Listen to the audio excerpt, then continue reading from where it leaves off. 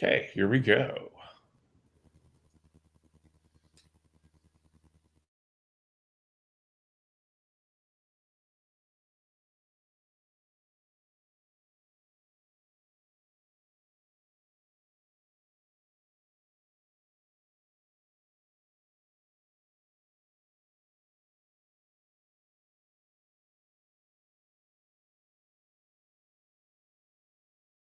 And I quote, "I'll be there in a minute. Give me a second." Time is relative, folks. Time is relative. Yes. So, hey, cheers to everybody in the chat. They're a division rival. I don't care how many wins they get. Screw them. That wasn't the take I was expecting to hear. I want to gush over watching live Chris Tanev. I think that we completely underestimate the skill it takes to play defense. One highlight or several highlights does not a Calder trophy make.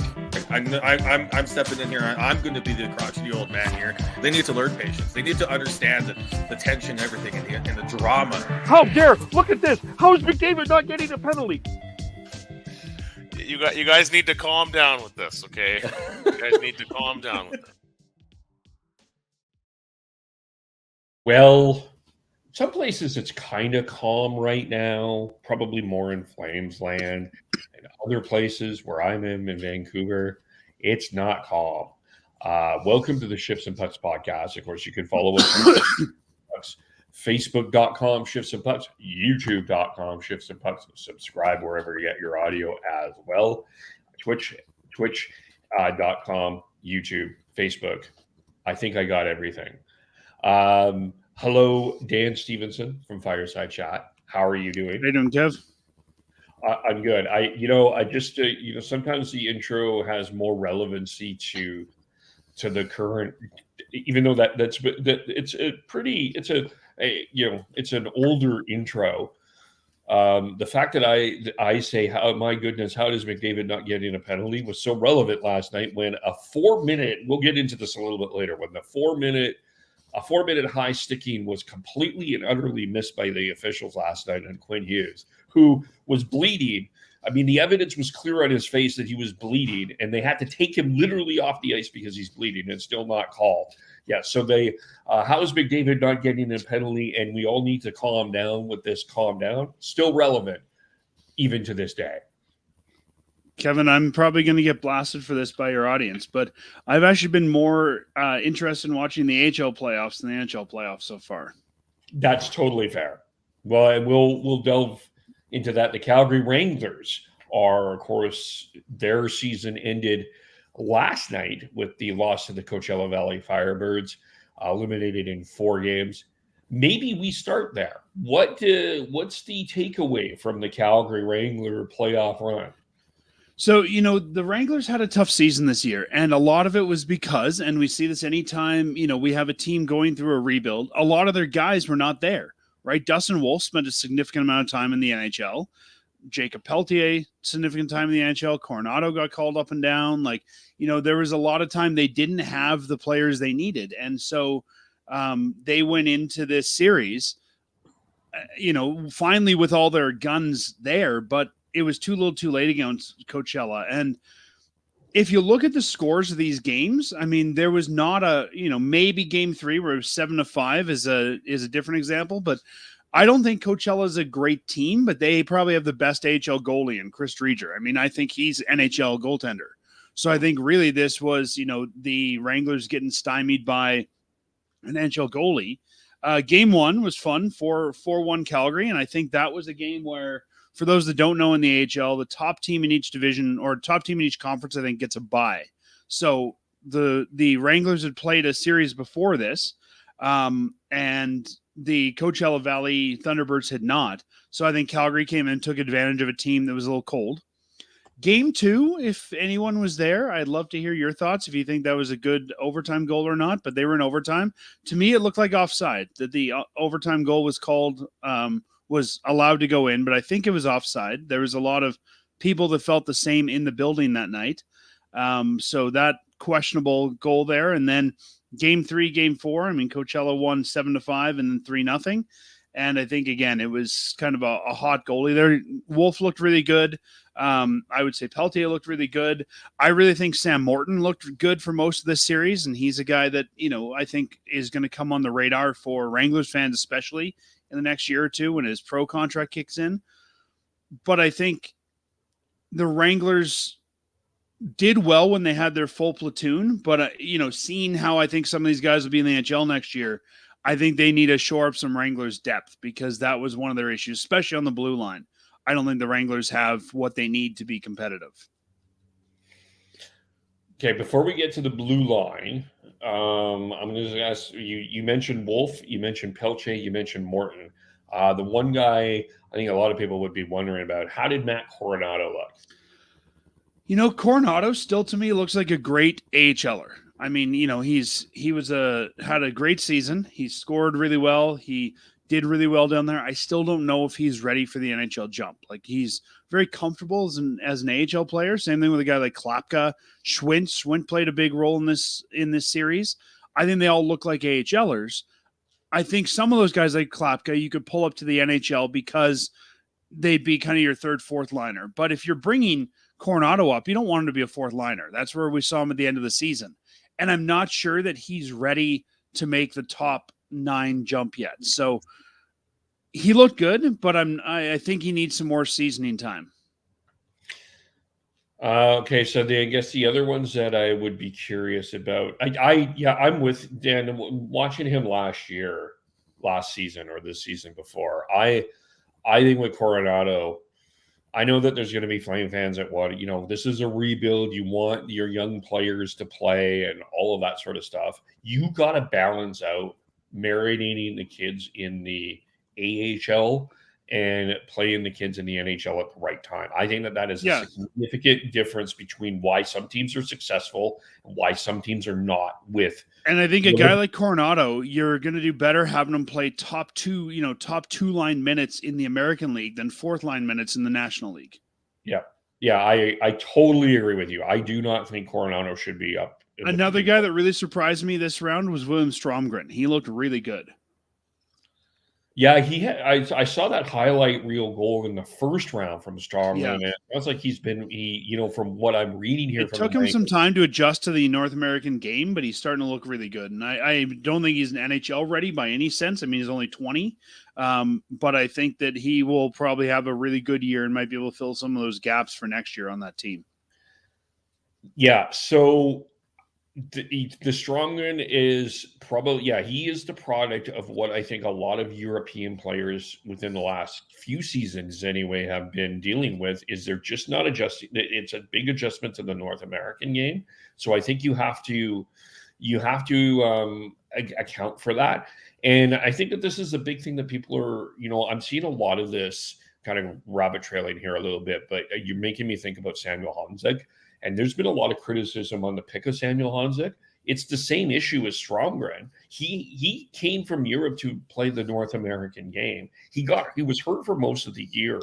I know that there's a lot of people criticizing this pick of Samuel Honzek. I think you have to give this guy some time, as you do with William Stromgren. Right? Like, these are European players. It takes time to adjust. Well, I mean, even, if you want to talk about a guy who got hurt, look at Marty Pospisil, right? A guy who really has had a lot of injury trouble since turning pro, also a European guy. And once he figured it all out, he was a very valuable asset to the team. But, Pospisil's, I think, 24 now. Like, I think in this retool, the question is, are we playing young players like 2021 just to play them, or do we want to use our AHL team the way I would have, sort of over marinate a guy and then bring him up, unless he's really showing he's amazing, at 23, 24. I mean, Peltier is 23, and I think he's finally looking like he's ready. Yeah, I think you still have to marinate these guys, right? I still don't think that you throw them in situations that they will not be successful. Like, good example for me is, and I'm not picking on Buffalo per se, but the Devin Levi situation was, he was thrown in, and the expectation was he would be the number one goalie for the Sabres this season, and he had a lot of trouble adjusting to that. Yeah. Well, I mean, I've talked about it in the Flames world. I think this was the big issue with Sam Bennett. Yep. Yeah. I think he was thrown in too early. he didn't really know who he was. And I think if you go back and look at him here, who is he? Is he your, sort of your checker? Is he your energy guy? Is he your sniper? Nobody knew. And I think it took him some time to figure that out. The other thing I think, when you're talking about Coronado, he's a winger. He's not a center. So if we look at our wingers right now, Pospisil, Kuzmenko, Coleman, Mangiapane, Huberdeau, Sharangovich, where does Coronado fit? Yeah, exactly. And I don't think you're at a point where you move one of those guys just to put Coronado on the roster. I mean, if a guy moves, let's just say that Mangiapane gets traded, sure, then you've got an opening. But I don't think that Coronado's at the point where you're saying, okay, we're going to go out and trade Mangiapane or Kuzmenko to make room for Coronado. Yeah. And even if you're using the Dallas, I mean, there's been a bunch of debate about the Dallas Stars model in Flames land. If you're using the Dallas Star model and you insulate the young kids with the veterans around them, and you don't throw them in situations that they're not ready for, right? So, well, yeah, I think we saw that with even Zari Pospisil, right? Of giving them Kadri to work with. Yeah. And, putting that veteran with them. I mean, this is the same thing I think they're going to have to talk about with Wolf, is how many games is enough for Wolf. I don't think he's a, 50-game starter next year. No, he's not. I think he's 30 to 40 would be my thinking on that. But, it's the goaltending position is absolutely fascinating. I mean, how there's only 2 teams in the current playoff run. 3 of the 8 teams left in this playoff run. 4. Wait, let me count this. 4 of the 8 teams in the current final 8 of the playoffs have used more than one goalie. You've got Carolina that used 2. The Canucks have used 3. Half the teams left. Yeah. Boston's used 2, and the Avalanche have it. So 3 of the 5 still, you're looking at a lot of teams have used more than one goalie. And, I will get into this a little bit later. I do wonder if there is another team that may have to consider using another goalie. But anyway, that's called a tease in the business. Let's get to the draft lottery.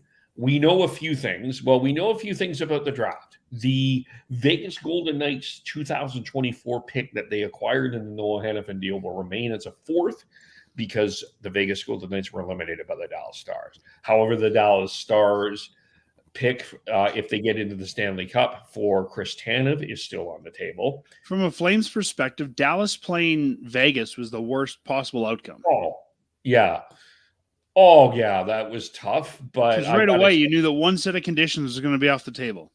Yeah, that's true. But, just from a Flames perspective, I did miss Noah Hannafin and Chris Tanev, and they were both absolutely phenomenal in that series. Chris Tanev is yet to allow, I think there's a ridiculous stat that he's yet to allow a goal from a top 6 line, and that includes playing 2 games against Nathan McKinnon so far. Yep. Like he has been Chris Tanev. So double painful to watch both of those situations. The Dallas. Yeah, I mean, it's short-term pain for long-term gain, though. Like you're saying, it's painful to watch those, but it's will those picks turn into? Absolutely. And is that going to be more fruitful down the road? Yes. I mean, it's not like those guys are playing against the Flames right now, so it's not it's not like they hurt us in the end. No. It's that I miss you. It's the sort of like the net relationship was necessary to end. I miss you, but we need to move on, kind of the situation. Yep. But that pick is still in play. The Vancouver Canucks extra pick, a conditional pick, is still in play because they're in the Western Conference Final. We also know that the Ottawa Senators have decided to keep their first-round pick that they are for this year. Now, because of the Evgeny Dadonov trade to Vegas, which Vegas was on Dadonov's no-trade list, the Senators will lose a first-round pick in either 2025 and 2026. So we know that the Calgary Flames, I don't think much of a surprise out of this, is going to pick 9th in this year's draft. I think, possibilities always that they could move up or down, but for the first time since 2010, nobody moved positions. So San Jose, worst team in the league, will have the first pick in the draft, and we know that they're going to pick Macklin Celebrini.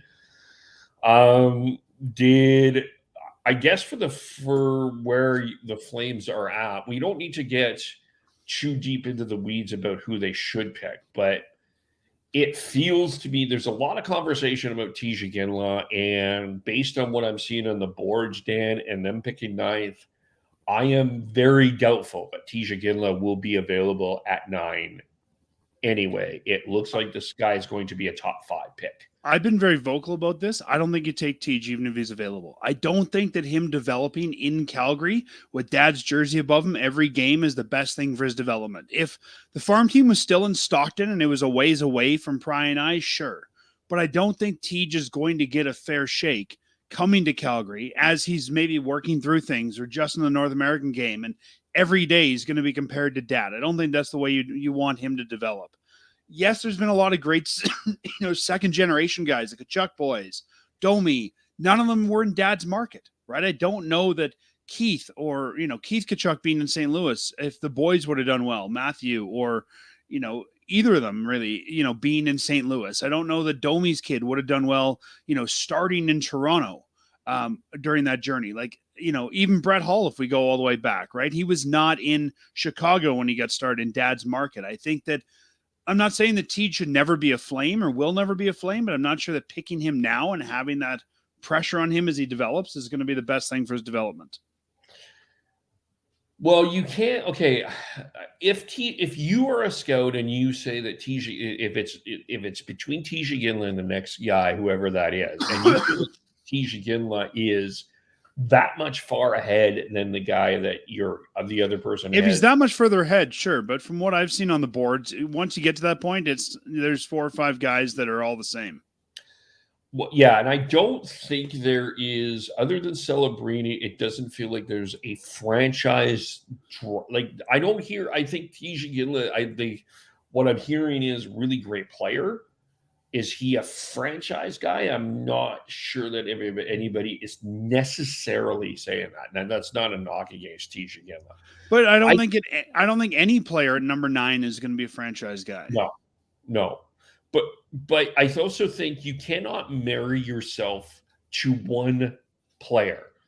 And as much as Tej there's a wonderful story there, you have to do your due diligence on what you're picking here. And this is a really strong defensive draft.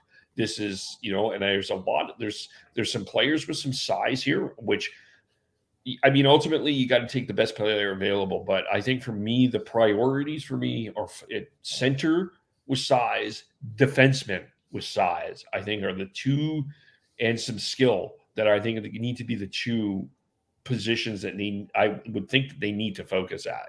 Yeah, and I don't expect whoever they take at 9 to be on the NHL roster next year. Like, I think this is a longer-term pick. It's not going to be, again, there's nowhere really on the roster to put that guy, but I think they know they need to marinate that guy. So we need to look at what they need, but we also need to think about what they're going to need 2-3 years from now, right? Because that's when that player will be of age to join the NHL or join the AHL.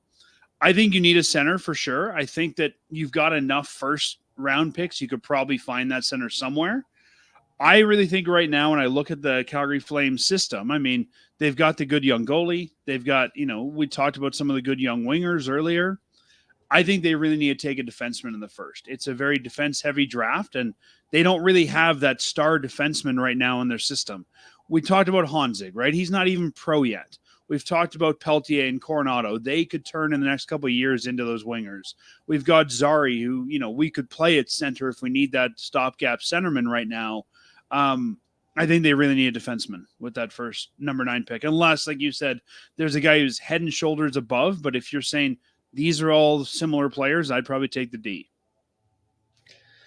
Yeah. So, and I think fans want that sexy centerman, the guy who's going to score lots of goals with their first pick. But, you've got a few firsts. I think I would use the first one on a D-man.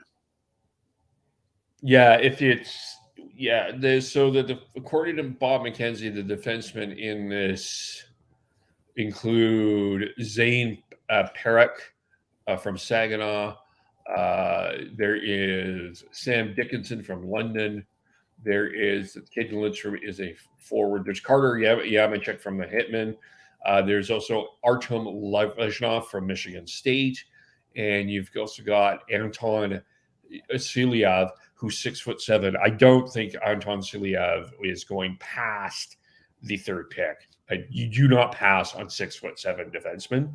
You just should not do that at 18 years old. Yeah, I don't know. I mean, Keegan Kanzig was drafted because of his size, and that never turned out. Right. Yeah. So you've got, but there is, this is a pretty good defensive draft. Let's talk about the option of moving up. I don't see it. I know that some people I wondered a little bit about it, but I don't know if that is really readily available. It's hard to do in the NHL. It's not. Well, even if it's available, why? Like, you look at this draft, and from everything I've seen, and I'll be honest, I haven't studied the top 30, very intently yet. Usually my co-host Matt is sort of our scout, but from what I've seen at Celebrini, then there's maybe 3 guys and then a bunch after that. So to me, the only reason to trade up is to get Celebrini, and you're not trading in a number 1. So why spend the asset? Yeah. I think you get the same type of player at 9 as you get at 5. I think you get the same type of player this year at 9 as you get at 7. And I think really for a lot of those kind of players, then it comes down to development, right? When you've got those guys with raw talent, I mean, whether it's a Ginla or Yamanchuk or whoever, a lot of it just becomes how are they developing? And that I think is where organizations show off their abilities there. And we've seen that with Calgary, right? Found money in the 4th rounds in a lot of cases. Yeah. Now, if they want to trade down, sure. I mean, we've seen that a few times where they've traded down, still got their guy. And again, with such I think a log jam at that, let's say 7 through 12, 7 through 13, if somebody really wants your pick, if the 11th team calls and really wants your pick, why not? Yeah. If you get you can get an extra pick out of that. Sure. Or an AHL player you think is good or whatever it is. But yeah, if you can get an asset and move down a couple, what year was it? Was it the Hanze draft or the Zari draft where they moved down twice? Yeah. And still said they got their guy. Yeah. And so, yeah, I think if there's a chance for them to do anything with that 9th pick, I could see them moving down more than up. I agree. What I think is more possible is they move that 20, whatever the Vancouver Canucks first round pick is, and I'm saying using it as 28 for now, it could be anything really, and move that to get a younger player that is a potential prospect / project that has some upside. I could see that happening. Me too. I think if I'm Craig Connor, I'm talking to a GM and they say, hey, I want your first, I would assume it's the Vancouver one. And if they really want the 9th, you're going to sweeten the pot that much more. Yeah. Yeah. Let's just say, Kevin, I don't expect them to make both first-round picks. I'm 60% certain that they will, but I am leaving that room for possibility of them trading it. I think that is the more likely scenario is they do trade that pick than they do the 9th pick. And just to look right now, the Flames right now have 2 firsts. They have 2 seconds, with the Dallas conditions of everything's met. 2 thirds, 2 fourths, potentially. No 5th, a 6th, and no 7th. I can see them. I'm more confident that they'll move around that draft board with those picks than I would say they're going to trade that 28th pick. And if they don't trade the 28th pick, I don't think they make both seconds. Like, I think there's an appetite to do something with some of these picks. Yeah. You need the Flames, look, despite what everybody else is saying, there's some people saying out there, they're not going to burn it to the ground. They are going to have a representatively competitive team, not a playoff competitive team, but they're not going to be horrible. They're going to be bad. General manager confirmed that at exit interviews, and the coach even said next year he thinks that they could be playoff competitive. Yeah. So I think that's a coach talking, but yeah. So in that case, they are going to bring in players that, that need a redemption in a lot of ways. Just to storyline this, you could probably want to find some players that need a redemption arc, whether that's a veteran that is, needs a pad the stat year for a payday, or that is a young player that hasn't quite worked out yet with their team and needs a new. The Sharon Govich model. Yeah, exactly. Those are the things that I think could happen here. So, yeah, and I think you could see the move either the 28th or one of their seconds to get a Sharon Govich type player. Yeah. Yeah. We won't focus so much on the trade part a little bit later on here. We'll probably focus a little bit more on the free agent, but that does lead to the NHL offseason storylines. And I guess for the Flames, NHL offseason storylines. The number one without question, I think, is the Jacob Markstrom situation and whether he's back or not. I'm 90% certain he's traded. I do think Craig Conroy will be as patient as a saint, though, with this. If he does not get what he wants for Jacob Markstrom, Flames social media is going to explode if this doesn't happen in the offseason. Don't explode. They didn't get the right deal. I think Conroy will wait as far as the trade deadline if he does not get what he wants for Jacob Markstrom.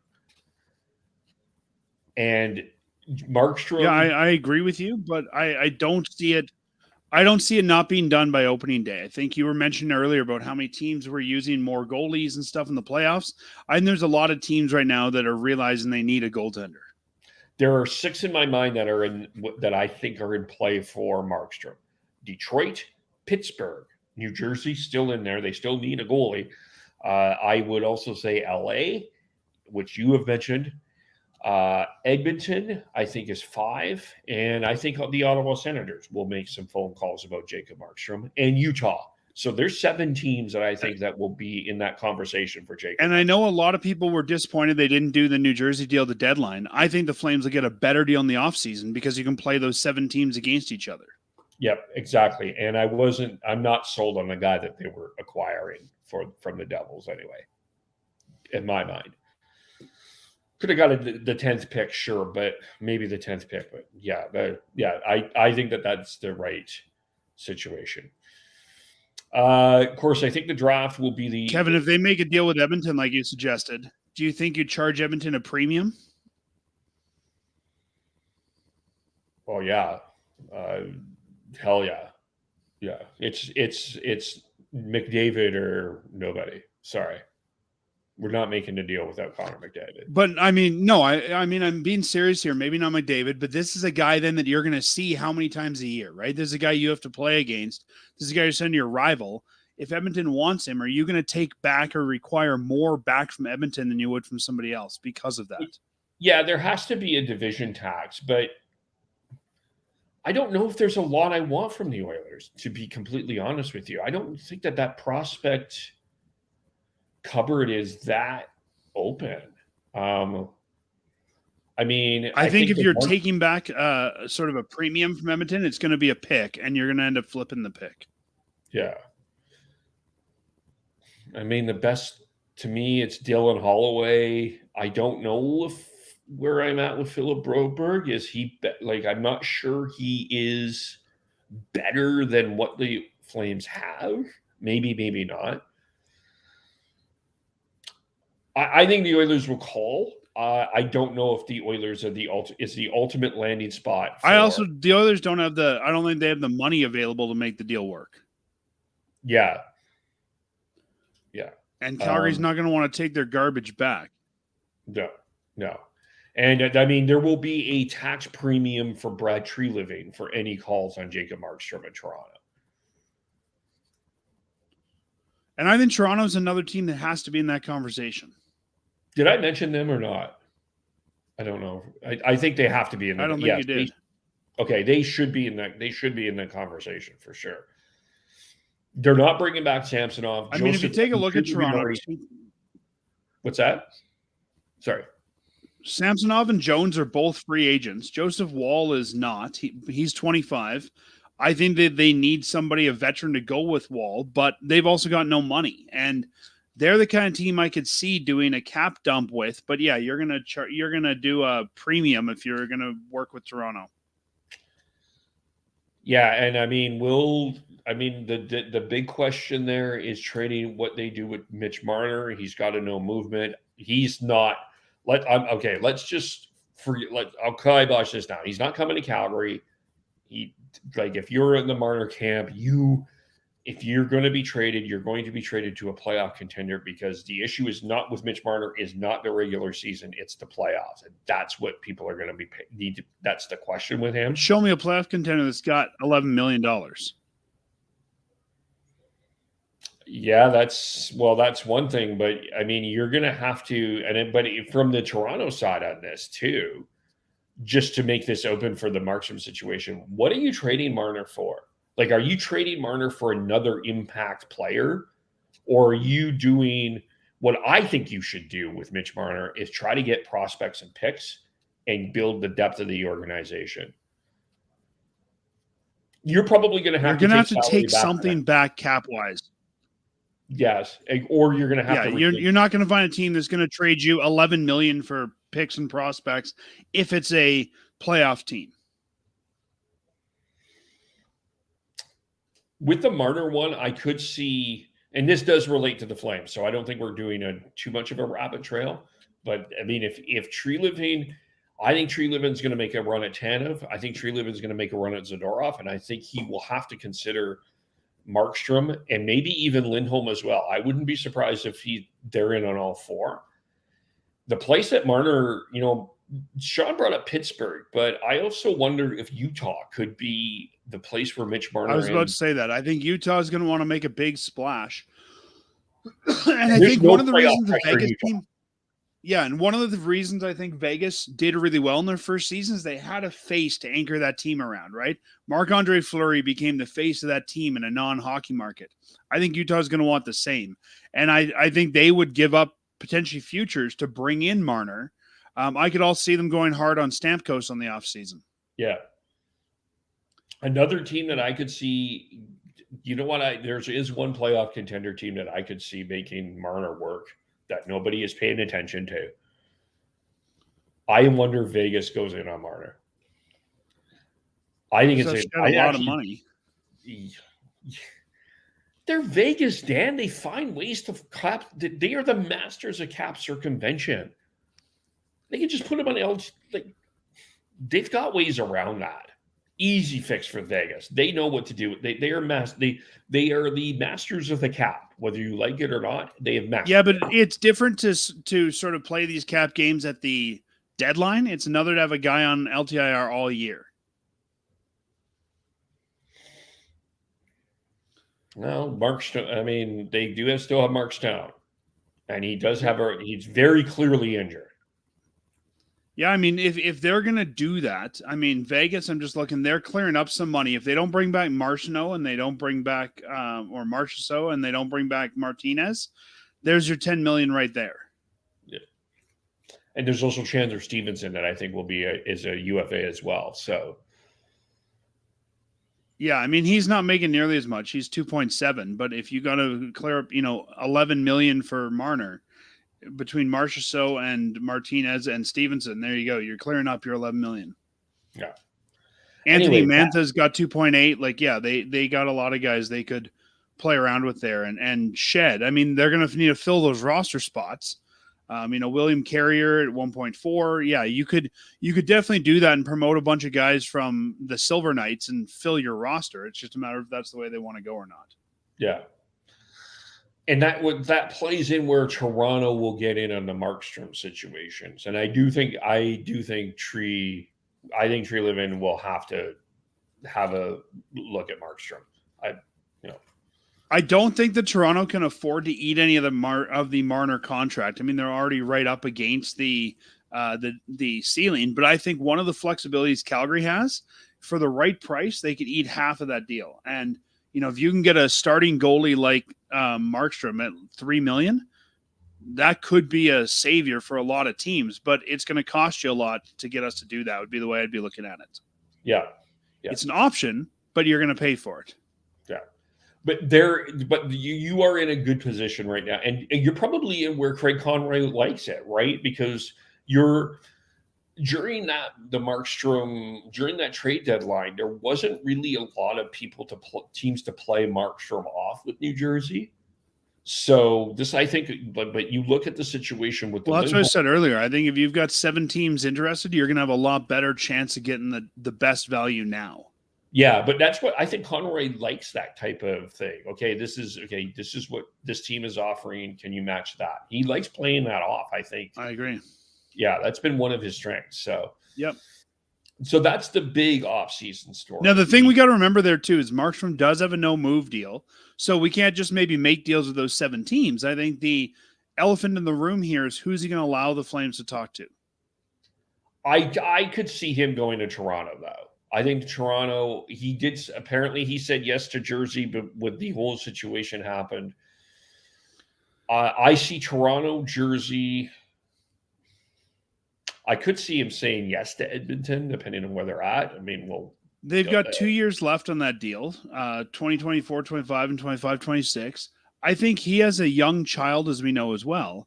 And I think part of it was not wanting to leave the wife and kid mid-season, but I think he might be open to more markets if they move him early. If he says, yeah, I will take my wife and kid there, we'll settle in, I can make it home, I think he might be open to more markets. But I think we have to remember that we can't just move him anywhere. He's going to dictate where he goes. This may be a silly question, but I'm going to ask it anyway. Does he wait and see into where Chris Tanev goes? Yeah, and the reason I'm asking that is he said Chris Tanev is his favorite player that he's ever played with. Potentially, but I mean, Chris Tanev's team may not be interested. That's entirely true. And they are going to toss a lot of money at Tanev, right? Yeah, and I think, maybe he does, but if he's trying to move, he may not be able to afford to go wherever Tanev goes. Right. Yeah, so that whole perplexion of all of that, I think, is it like whatever. There's a lot of those balls, I think, affect the Markstrom decision, and that's probably off-season story number 1. Off-season story 2 is the draft. Off-season story number 3 for me, I said veterans, but I think I think they end up keeping him, but I think there will be a lot of questions about what you do with Andrei Kuzmenko. I think they should keep him, actually. I would even consider it if he is open to a very short-term contract. I would be open to keeping him around for a couple of seasons. I wouldn't give him 8. I wouldn't give him more. Well, Conroy said, remember, the GM said out of his own mouth, you're not signing 8-year deals at this point, right? We're signing bridge deals to get through this period. Yeah. Yeah, I'm just saying I'm not giving him a long-term deal, but I'm not giving anybody a long-term deal. Yeah. But you're giving, I think you keep Kuzmenko. I think for 2 reasons. He's the most dynamic, naturally gifted goal scorer you will have on the roster. And quite likely, even if you are acquiring players next year, you're not getting anyone more talented than Kuzmenko. And I don't think there's a lot of market for Kuzmenko. I mean, he had an up and down season last year. We don't know what he is. As a GM, I'm not giving the Flames anything for him. Yeah. No, I'd probably be charging the Flames to take him. Probably that's the other thing. He did switch from Milstein this week. He switched agents this week. I think that's a very interesting story also to watch there. And if I was the Flames, I would not probably be trying to re-sign him until Christmas. Like, let's see what this guy looks like when we start the season, because we know that he's been inconsistent. He's been up, he's been down. I don't want to commit more money if he can't be consistent. Yeah. Yeah, that is the big thing with Kuzmenko. It was the problem in Vancouver. It was the problem in Calgary. And I will say he did show some great improvement as the end of the season went on. If I'm Conroy, I say you showed great improvement. Do it again. Come back, exactly. Start the season, and let's see you do it. And we will talk at Christmas based on what we're seeing. Yeah. I mean, it's not like teams are going to be lining up out the door to sign this guy if he becomes a free agent. No. But I could maybe see a couple teams, but not really, no. Sure, but even at that point, if the Flames lost him, I mean, I can see doing a couple of years. I can't see giving him much more than he's worth now, though. I think this could end up being a Lindholm scenario where he thinks he's worth one number, the Flames think he's worth another, and they just can't find a middle ground. Yeah, I could see that, but they don't need to. I don't think they need to move. They shouldn't move him in the offseason. They should start the season with Kuzmenko wherever you. Yeah, like I said, I think there's no value for him in the offseason. I mean, if some sucker wants him and will pay you fair value, sure, move him. But I don't see any GM calling, or even if Conroy calls them, I don't see anybody giving you value for Kuzmenko right now. Yeah. Now, the other veterans in the lineup, I think, are the other offseason story. And I will probably be one of the unpopular ones on this one, Dan, but there's a couple of players I would consider untouchable on this team. And one of them at this point, unless he acts out, is Nazem Kadri. We had the conversation a couple of weeks ago, Matt. He wasn't my MVP, but he was certainly one of the best players on the Flames. I think if you're wanting to develop an identity and a standard of what you want, he's the guy to do it. He has certainly every player that played with him last year, including Kuzmenko, played better with him than without him. I don't think that you force anything with Nazem Kadri. This is a guy, I'm not saying you're building the franchise around, but you might be building your identity and your standard around what Nazem Kadri brings to the team. And I could see it if you do this right. You could have Nazem Kadri around in a situation where you probably, maybe if he wants to get into coaching, which it's a possibility, or want to be another part of the organization, this is a guy that could be a valuable resource even after the next Craig Conroy, right? A week after he retires, he gets in the office and you can't get rid of him. Yeah. You know, and while we talk about Kadri, nobody's going to take this. I mean, first off, he's got a no move, so Kadri will go where he wants to. Secondly, he's 33 years old, making $7 million a year until 28, 29. This guy's on the hook with us until he's 39. I can't see teams lining up to take on that deal right now. That's a lot of money for an old player. And, you know, I think it works well here because, like you said, he can make guys look better. I mean, that was the case with Gio too, right? Everyone they put with Gio looked fantastic.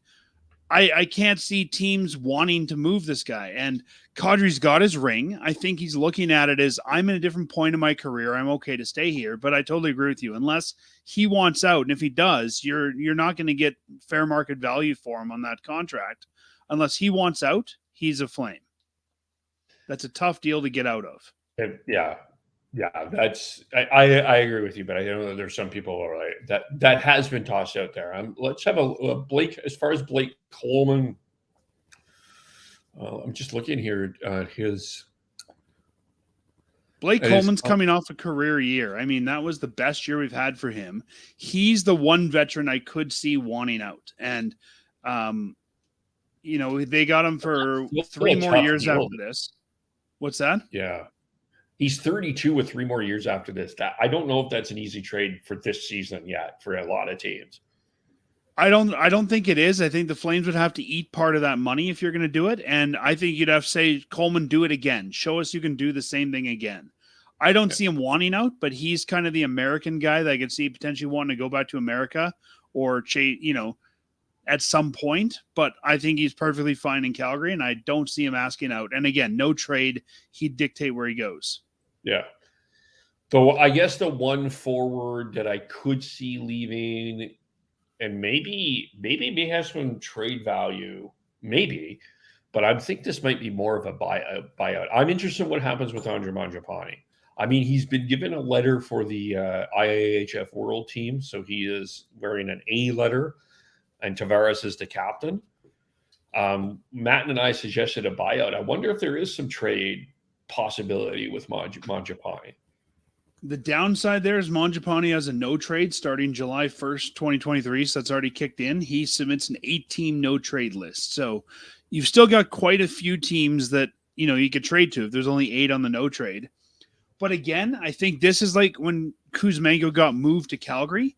Who wants Mangiapane? He's been perpetually disappointing at $5.8 million. I think you would have to do sort of like Vancouver pawned Kuzmenko off on Calgary in another deal. I think you'd have to pawn him off on somebody in another deal.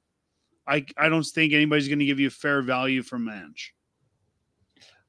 No. And I'm not willing to pay somebody to take him at this point. Like, the Flames have enough salary cap room. If you need to, keep him in the lineup. Like, it's not worth paying someone to take him at this point. I've never been a fan of buyouts. I know Matt's been mentioning that for a while. This is the one buyout I think might make sense. Yeah, possibly. And next year's his last year of his contract, 5.8. I hope he's investing that money well, because I don't think he makes anywhere near that on his next deal.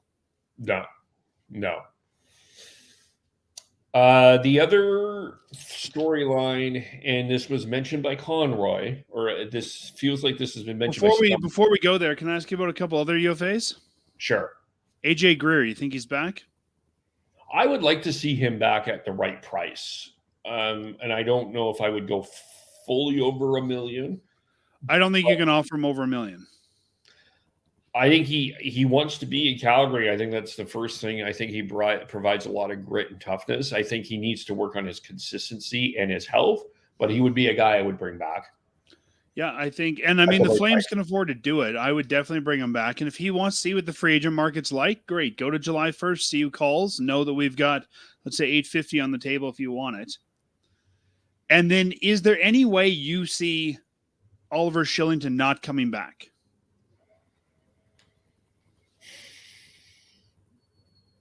Well, Conroy, it would at the media availability. Conroy did say with Kylington, the first question was, "Does he want to play hockey?" And the answer is yes. So I think they get that done. I think he does come back, but as you have said, I think the question will be is what Kylington is worth. And I wonder if Shillington's camp is saying, look, I'm going to be in the top 4 on this blue line. I do think I should make a little bit more than maybe what you're offering. And I think if I was the Flames camp, I'd push back and saying, I gave you $2.5 million to not play for 2 years. You owe us one.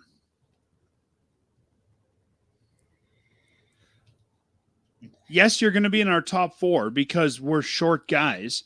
Let's do a 2-year. Let's do $3 million. We'll cut you a deal. We'll give you $3 million. Prove to us you can do this. Then let's talk. Yeah.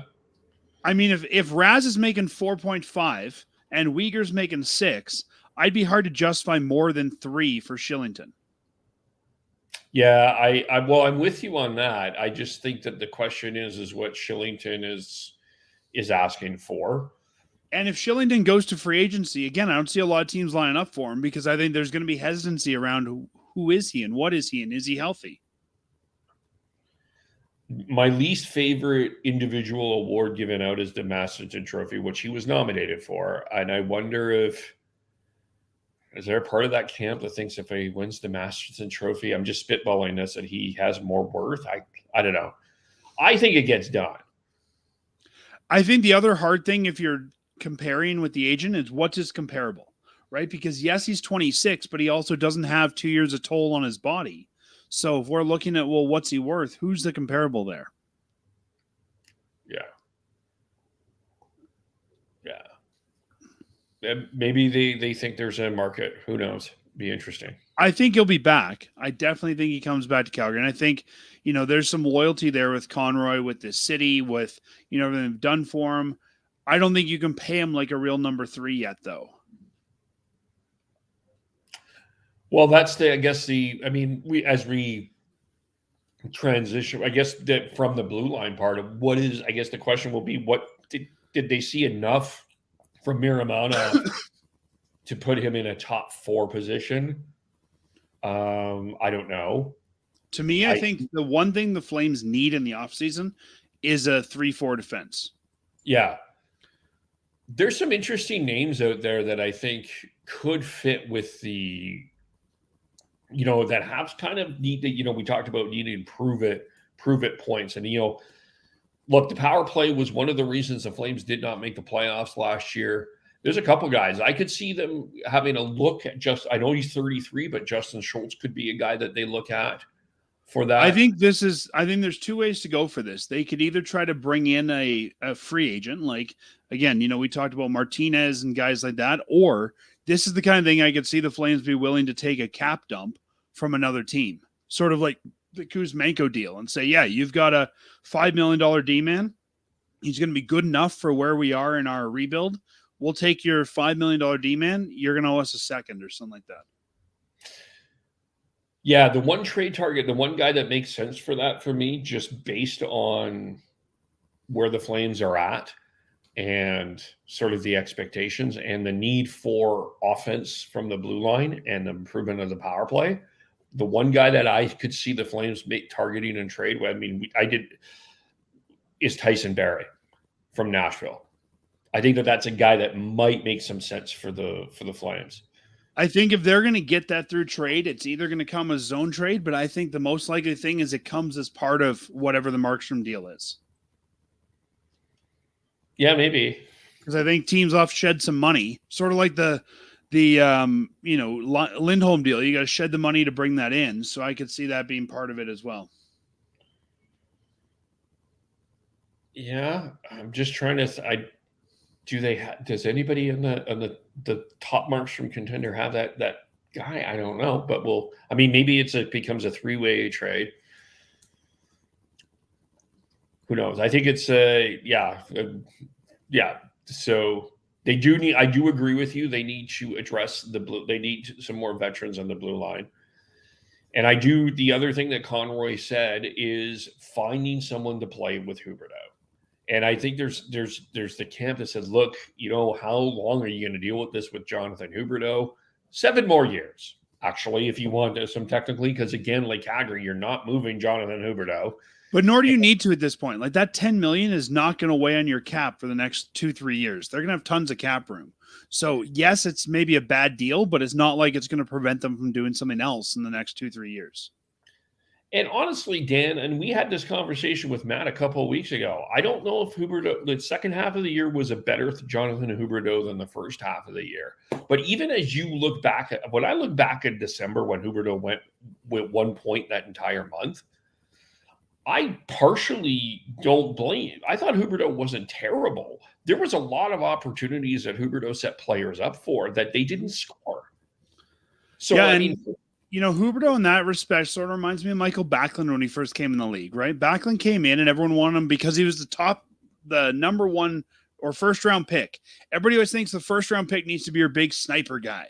And that wasn't who Backlund was. And it took a few years of fans saying, we got to trade him. He's no good. We got to trade him. He's no good, before he found his role as a great two-way center. And I think Huberdeau, has that expectation with that money to be that number one scorer. But I agree with you. I think he could become the setup man. Yeah. Now, in your mind, is Zary and Sharangovich playing center next year or wing? I think you want Sharangovich on wing. I think he's a better winger. I think Zary, you could put at center if you wanted to.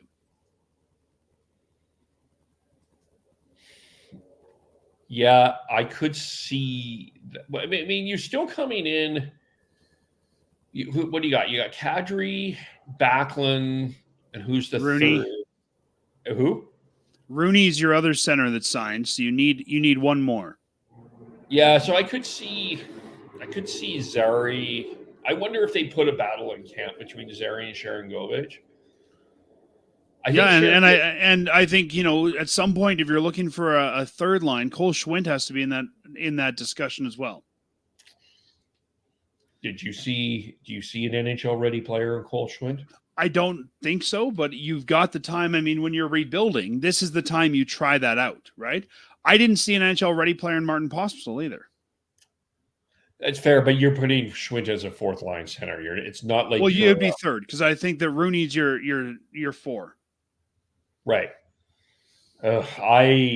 I would, based on But I think that's an easy position to fill. I mean, that could be a waiver pickup. That could be a throw in on another deal. Like if you need a young 3C or even an older 3C, again, those are readily available.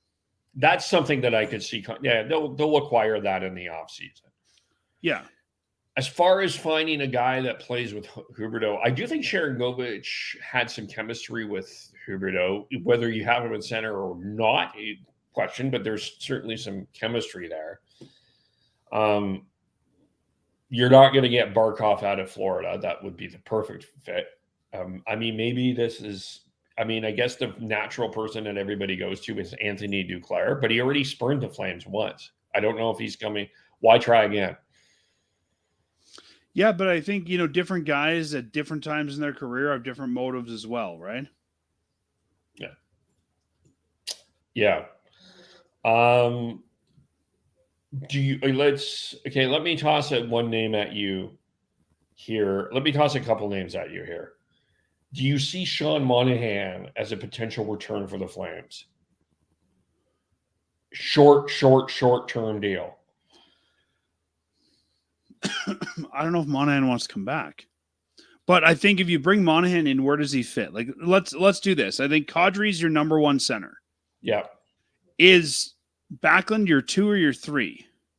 Because if Backlund's 2, Monahan's not going to be 3.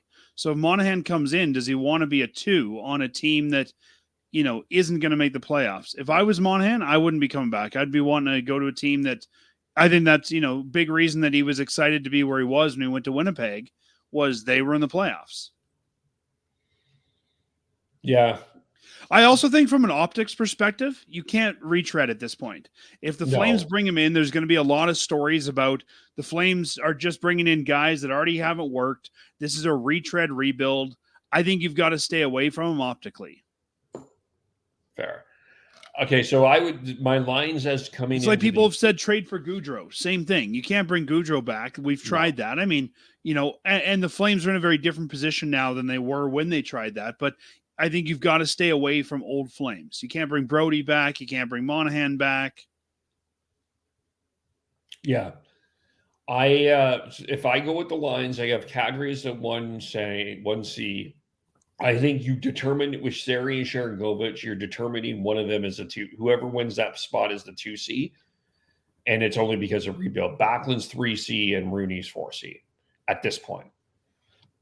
If you're gonna put Sharangovich at center, he's got to be your 2C. Yeah. Right? I don't think Zari's a 2C. I think, you've got Kadri as your 1C. I don't think they're going to acquire a better 1C than that. So the question is Backlund your 2 or your 3? And then that depends who else they bring in. But even if you put both Sharangovich and Zari on the wing, again, like you run out of positions there. Yeah. One of them has to take, I think one of them will have to take that center position. I mean, if Mangiapane moves, like right now, the way the lineups were at the end of the year was Pospisil, Kadri, Kuzmenko was 1. Mangiapane, Backlund, Coleman was 2. Huberdeau, Zari, Sharangovich was 3. Coronado, Rooney, Klapka was 4. So if you were to take Mangiapane out, slide Zari over to that wing position, now you've got an empty center position. But do they want to bring Coronado in? If so, Coronado's got to be a winger. Like there's a whole bunch of, I think, pieces that you got to figure out of who you want on this roster before you figure out where you slot them in. Yeah. The problem is I just don't know if there's a free agent center that makes sense for the Flames. Like even from a player perspective, I like looking at this list. Lindholm doesn't make sense. Jack Roslovic is going to ask for too much money, I think. You've got looking at this, Adam Henrique, and I don't think is the answer. There's not really a lot. But I mean, if you're thinking about a 3C on a rebuild, it's not going to be a young guy, right? I think you're looking at a guy like a Sam Carrick, like a 32-year-old who's good enough in that position. Even that, I'm not sure. Is he better than Rooney? Like, I'm just asking legitimately. I think he's different than Rooney. Nick Bonino, that kind of player, like an older guy who could slot in there and, not take a spot from another player, but also a guy that, if you need to sit him out or you need to move him because someone takes that roster spot, then you're not going to be upset that you're paying this guy to eat popcorn. Yeah, fair. Like to me, you're bringing in the plugger of, we don't have this guy, we're going to bring him in, but you're telling all your centers on the Wranglers, take his job. Please take his job. Yeah. And, and if it doesn't make sense by free agency, that's the kind of position that maybe they're trading for. Again, maybe they're taking on somebody's bad deal to fill that. Yeah. It does feel like for me that 3C is going to come from, or that center is going to come from trade more than free agency. But how much of that are you considering building this around Huberdeau, or do you have players in this lineup that can play with Huberdeau? It sounds like from Conway's perspective, not necessarily. No, but I think, again, if you're I think it depends on, are we going to make a hockey trade there too? And whether the Huberdeau guy comes as a free agent, or maybe I'm just going to make some up here. Maybe they say, you know what? Coleman is a valuable piece. Let's move him for a different guy. So it's not just addition. I think you've got to look at that. And who is that? Like you said, who's that guy with Huberdeau? And also, what is Huberdeau? I mean, if Huberdeau is a third line winger, the expectation of what you're bringing in to play with him is very different than if he's a first line winger. I don't think that they're expecting dynamic scoring from Jonathan Huberdeau. From what Ryan Huska said, he's improved his two-way play. Yep. I think that is significant for them. And does that guy need to come from the outside, or is that even building chemistry in the offseason? I mean, maybe they're having Huberdeau and Zari on the ice working together, saying, okay, you guys learn each other's tendencies so you can play better together. I don't know. I do think that there was some chemistry with some players in this lineup. I think him and Kuzmenko had a bit of chemistry. I think him and Sharon Govich. I mean, him and Peltier are father and son. So, the only thing with Peltier then is, again, you're putting Peltier, and that's another guy we didn't factor into this, right? You're putting Peltier on the wing. Peltier is a left winger, so is Huberdeau. So are you putting one of them on the off wing? Because Huberdeau complained that the reason he wasn't good under Darryl was he was on his off wing. Who's the centerman? Peltier's played on his off wing, though. So you put Peltier on the right. Now you've got what? Huberdeau, Zari, Peltier? Right? And then who do you take out of the lineup to put Peltier in? That's fair, but I think for me, the one thing the Flames cannot do is go out of their way to make sure they find this guy with Huberdeau. They may have, you're right, they may have him in the lineup. Yeah, and I think, again, we're not in a playoff season where we need Huberdeau to, be explosive now. I think you can take a couple of years to find that guy. It could be a guy like Sharon Govich, who you bring in, who's underappreciated somewhere else. You bring in and you find that chemistry. Or maybe it's even just moving Huberdeau around your lineup a lot more to find that guy internally. But the Flames aren't in a position where they need to find that guy now for immediate success. Yeah. They can be patient with that. Huberdeau is going to be here forever. This guy's going to be a Flame until my hair is gray. Like, there's no rush to find this guy. And, even if we find, great success for him as a second line guy 3 years from now or 4 years from now when they're playoff ready, great. But don't rush into it and don't spend a lot of money on it. Yeah. It's not. What I don't want them to do is go out and sign another Kadri deal. We're bringing in a 33-year-old at a 7-year deal because, he's the perfect guy for Huberdeau. Yeah. And I don't think Conroy's going to do that. I really don't. I think that they're going to kind of stick to the plan. I mean, there may be also the other way to look at this is finding that redemption story in terms of draft players that have not quite worked out yet, or are just kind of in the brink, or just there's no fit. Like, then the Flames have been, I mean, clearly, as Sharon Govich was the answer there, and even to a lesser extent, Maramonov, they are able to find these guys that just don't fit in other better teams' lineups that can fit in the Flames lineup. So, or, I mean, let's say the Flames draft, a centerman this year, the draft, whoever you want to say, Charlie Centerman. And, 3 years from now, he makes the team, and now he's got great connection with Huberdeau. And guess what? They're hanging around the Dome together because he plays for the Wranglers and they get to know each other. Maybe that's, again, a guy that isn't even here yet that is in our system. Yeah. Yeah. Yeah. One guy that I think you'll probably see on the team next year, probably on that fourth line, just because the coach seems to like him, is Dryden Hunt. I know that there was a lot of people that didn't want to see Dryden Hunt play later in the lineup in the season, but he earned his ice time down. He did. He was one of the harder working Flames down the stretch. And I'd be very happy with the fourth line of Hunt, Rooney, Klapka. I think that'd be a great fourth line. Yeah. I think Walker Dewars lost his spot. Yeah. How did he look for the Wranglers? He's not down there. The Flames didn't send him down. I think he would have had to clear waivers to go down. I think they lost 2 guys on waivers this year, maybe got a little gun shy putting another one on waivers. Yeah. Fair. I listen, you know what? You have to balance. I understand where people are coming from. You need to play the kids, but if players are working hard, and you need to also establish the fact that you establish the fact that hard work does pay off, and that earns you a spot. And Dryden Hunt did it. Dryden Hunt was one of the harder working Flames down the stretch of the season. Yeah, and while we want to play kids, as we say, we also have to remember that's what the American Hockey League is for. And, yes, you want to play kids, but the kids need veterans to learn from, right? I don't think Kadri and Zari would have been as good as they were Zari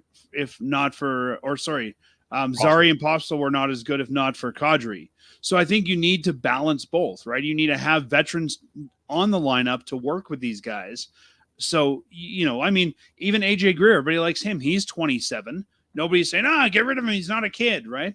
Like, you need to have a little bit of both. You need to have older guys, younger guys. What you don't want to do is put an older guy into a spot to block a younger guy's development. But as long as you're willing to, cast that older guy aside, if you get a younger guy, make the team, I think that's fine. But you can't just, if the Flames don't want to be a complete dumpster fire, if they don't want to be San Jose, you can't just play young players. And I've said this in your show before, if you want to see the young guys, go down and watch the Wranglers play, right? But I think there's a fine balance. You've still got to use the AHL. You can't just call all your young guys up and say, okay, here we are. Yeah. No, I'm with you. I'm with you on that. And I don't think necessarily sure there's going to, yes, San Jose is going to get Macklin Celebrini, but they're a long way from any contention at this point. It is, we were talking about a number 4 defenseman. I'm just looking through the free agent list here. A guy I could see fitting in there would be a guy like Dylan DeMello or Matt Waugh, or even if you wanted to go with an older guy, and Eric Johnson, just a steady blue liner who can play the NHL game. Yeah, I think DeMello's going to be out of the Flames price range, though. I think a lot of teams are going to be asking about DeMello in the offseason. Eric Johnson, I think, could make some sense. Yeah, I think Marco Scandella could make some sense. He's 34. Joel Edmondson, I think, might fall in price just because of the way that the Leafs ended their season. He wasn't terrible with them, though. I actually didn't. No, but I think that a lot of times you look at that, with the whole team disappointed. So I'm not sure everyone's going to get what they need. Brennan Dillon could be an interesting look there. That will be a guy that I think, people will wait and see what happens with Zadorov.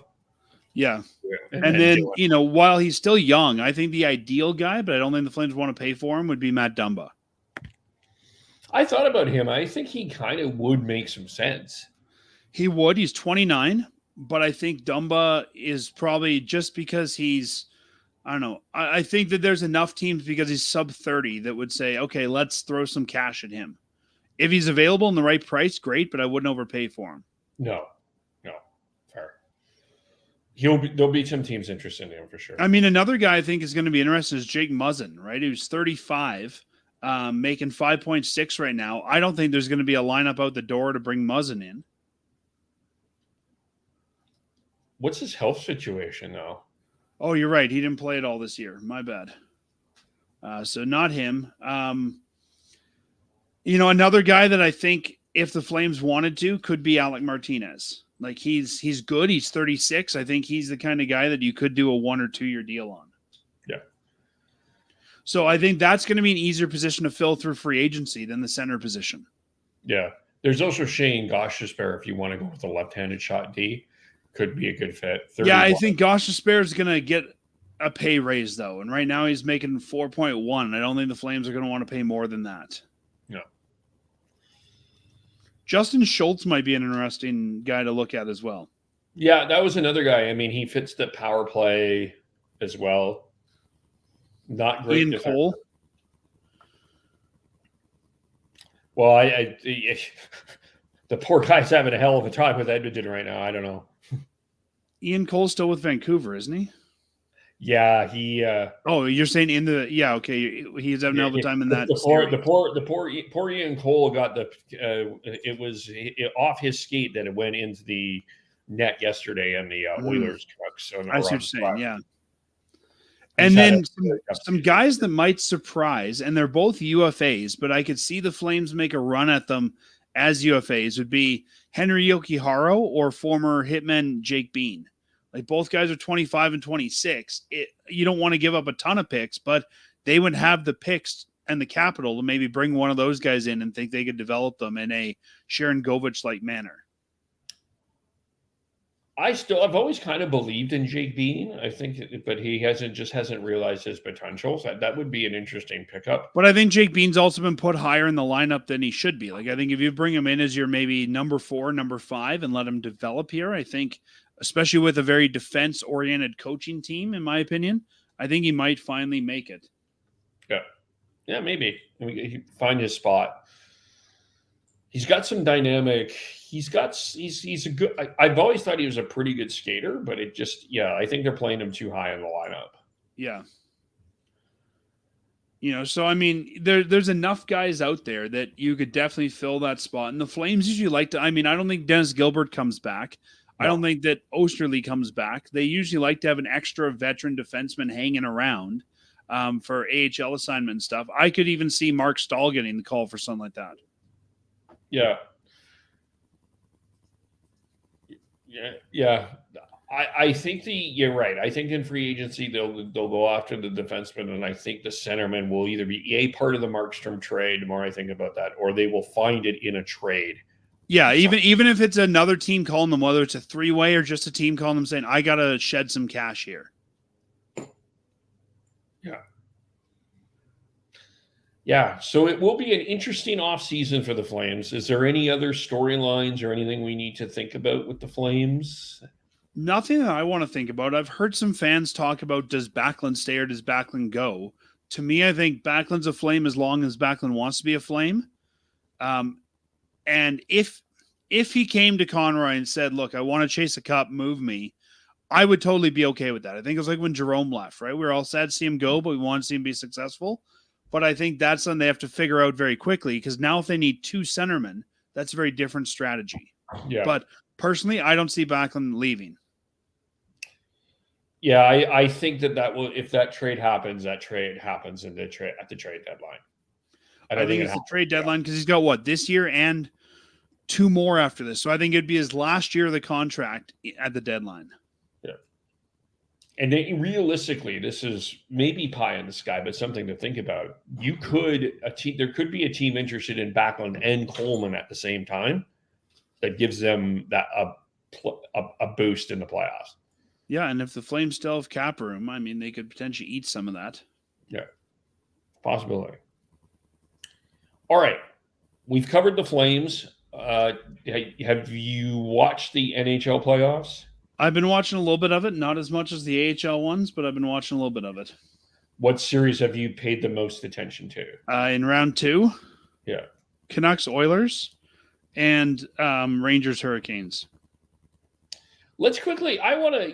We'll get to Canucks Oilers in a second, but I feel like there's a lot of teams being overly critical to the Carolina Hurricanes. Like, I get it; they're down 3-0, but 2 of the losses were in overtime. And I mean, they had the same problem with Florida last year. I don't think the Hurricanes are that far off. I actually don't think the Rangers. I picked the Rangers to win the series, but I don't think that they sweep the series. I think the Hurricanes stave this off for at least 1 game. This is partially. It feels like this is part luck with the Hurricanes and part offense. They're getting chances. Yeah, I mean, they've kind of controlled the series for a good chunk of it. They're not getting the timely goal or the timely save. but they're not. I don't feel the Hurricanes are that as far off as everybody is making. I think the Hurricanes need a better goalie. Yeah, I mean, especially when you got the best goalie, probably the best goalie in the world right now, and Shesterkin on the other side.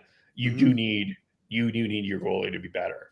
But they do need, and again, maybe there's some chat with the Flames there. I mean, I would consider if I was the Flames, if you want to do, again, if you just need a kind of fill-in goalie, if you could do Markstrom for either Burns or Orlov, might make some sense.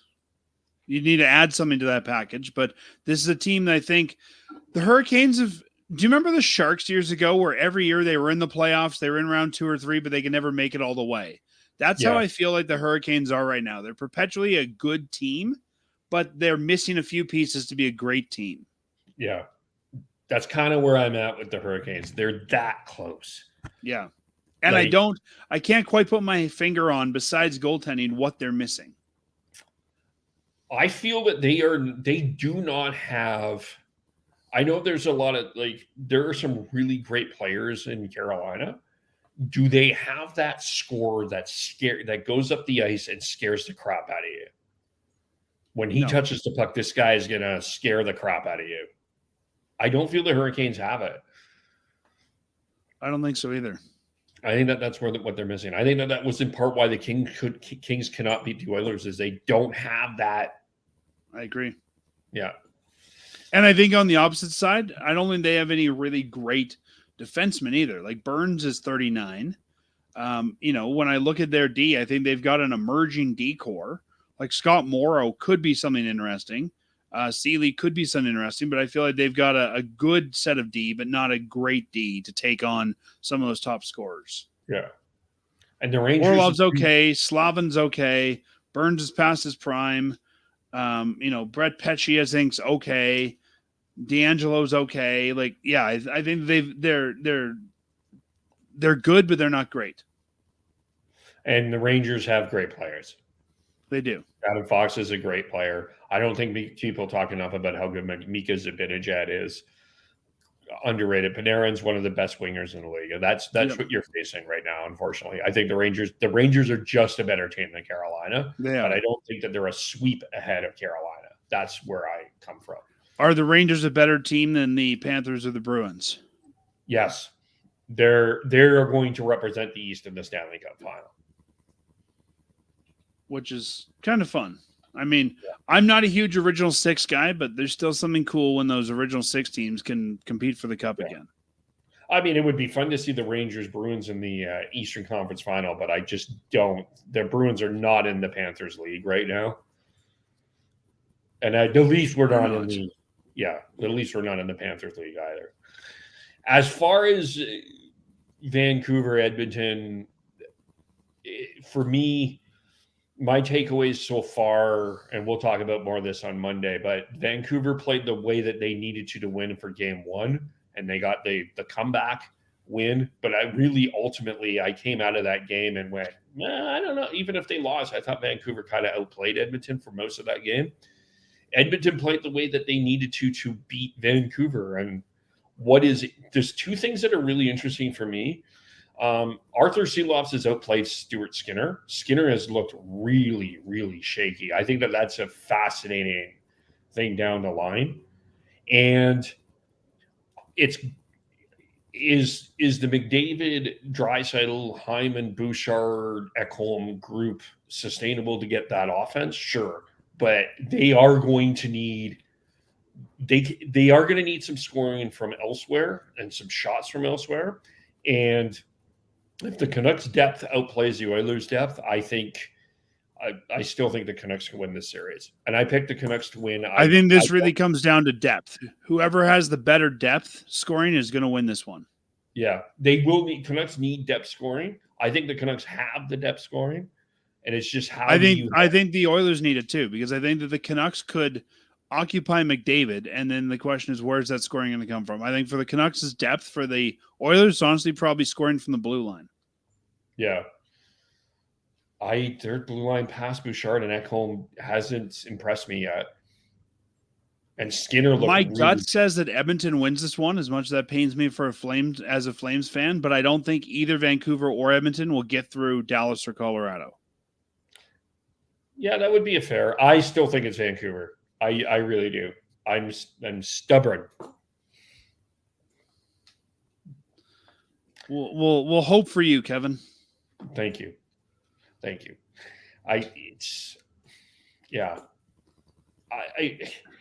Skinner looked, but again, Skinner looked really shaky. If the Canucks take advantage, the Canucks had more shots last night, especially. I don't think Skinner's an NHL starter for a playoff team. I've said this for a long time. Yeah, I'm not often sold on Skinner. I think Edmonton's going to be a team that has to free up money and has to go find a veteran goalie. Yeah, we need a hot take button. There's a lot of Leafs and Oilers.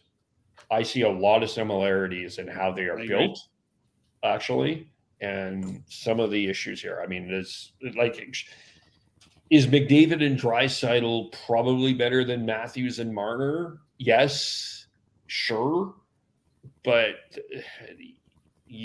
I still think the way to win the Stanley Cup, like you look at Colorado, they have Makar and McKinnon, but they are deep after that, really deep after that. Like, I don't think that Valeri Nichushkin is an underrated winger.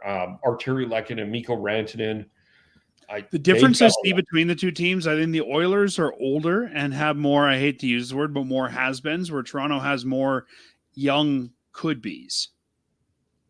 Yeah, but I mean, you look at Colorado. I was just bringing up Colorado.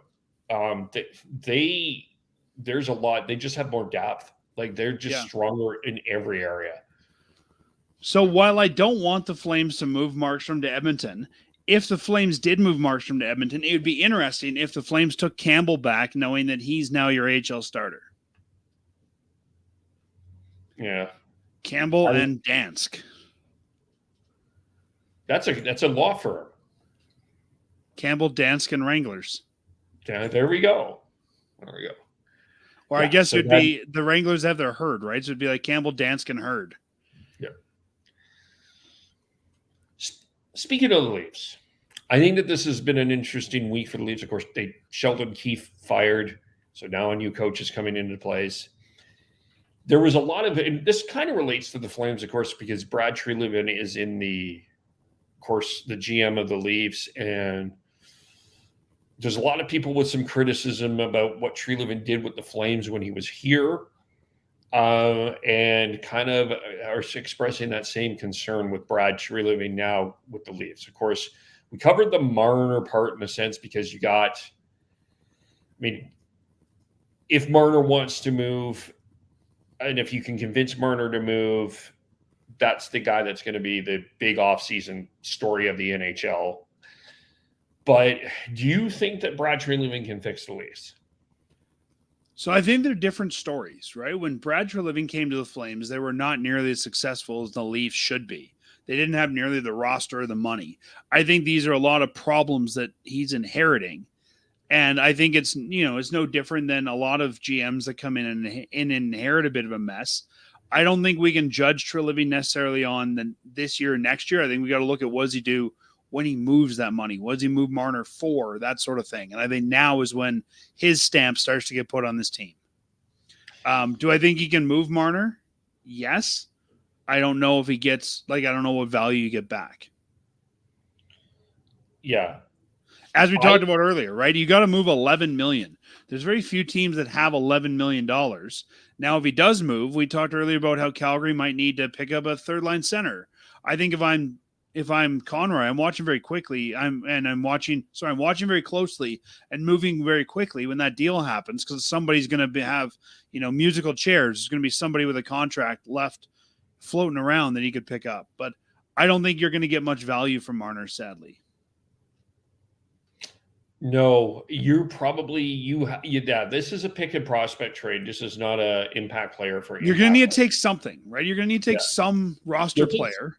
Yeah, but you're going to get a lot of younger guys, which is the right move in my opinion. If you're trading Marner, I don't think it's an impact. I don't think you're getting an impact player back. And Marner, he's got full move or he's got full no move. So he's going to decide where he goes. He's going to go to a playoff team. Yeah. Yeah. And we talked about Utah there, and that's an interesting option. Sean brought up Pittsburgh last week as an option with Kyle Dubas there. Carolina could use him. But when I look at those teams, though, I look at what does each team have that the Toronto would want? Like when I think of Utah, I think it makes sense, but Utah is such a young team. They're not going to want to mortgage their future, and I don't think they're going to want to mortgage all their picks to bring this guy in. Yeah, I think they're going to be aggressive, but I think they're also going to be thoughtful as well. Yeah, they have a ton of picks. This year, Utah has a first, 3 seconds, 3 thirds, 2 fourths, 2 sixths. Next year, they have 4 seconds, 2 thirds, but you're not going to get this deal done for seconds and thirds, right? Maybe they say, hey, we have enough picks, we could get rid of, our next 3 firsts. But I don't know. I think they're more likely to go after Stamkos where there's no acquisition cost. And same thing with Pittsburgh. I don't know what Pittsburgh's going to give up that Toronto would want here. Even their draft picks, I don't know where they're going to be the next couple of years. But what do you take back if you're Toronto? That's fair. Right? I think that's the big question is I think these are all viable landing spots. But if I'm Tree, I don't want to if I'm making a deal with another playoff team, it's not like I'm getting a great draft pick out of that, right? So maybe I'm drafting 28th and I'm getting the 24th pick. And I don't see these teams having really young pieces that they're going to want to part with for Marner. The overall problem that I see with the Toronto Maple Leafs, and this has been for years, is I've never really felt the Toronto Maple Leafs have had an identity. I've always just felt like the Toronto Maple Leafs have been the Toronto, you put on the Toronto Maple Leaf jersey and the fans come to your arena, they cheer. But in terms of the hockey identity, this is why I think they keep losing to the Bruins. You know what a Boston Bruins game is going to be like. You watch it all the time. I don't know what the Leafs are. I've never really understood the Leafs' identity. They don't have one other than they're the Leafs. And until they figure that out, I just don't think that they're going to be successful.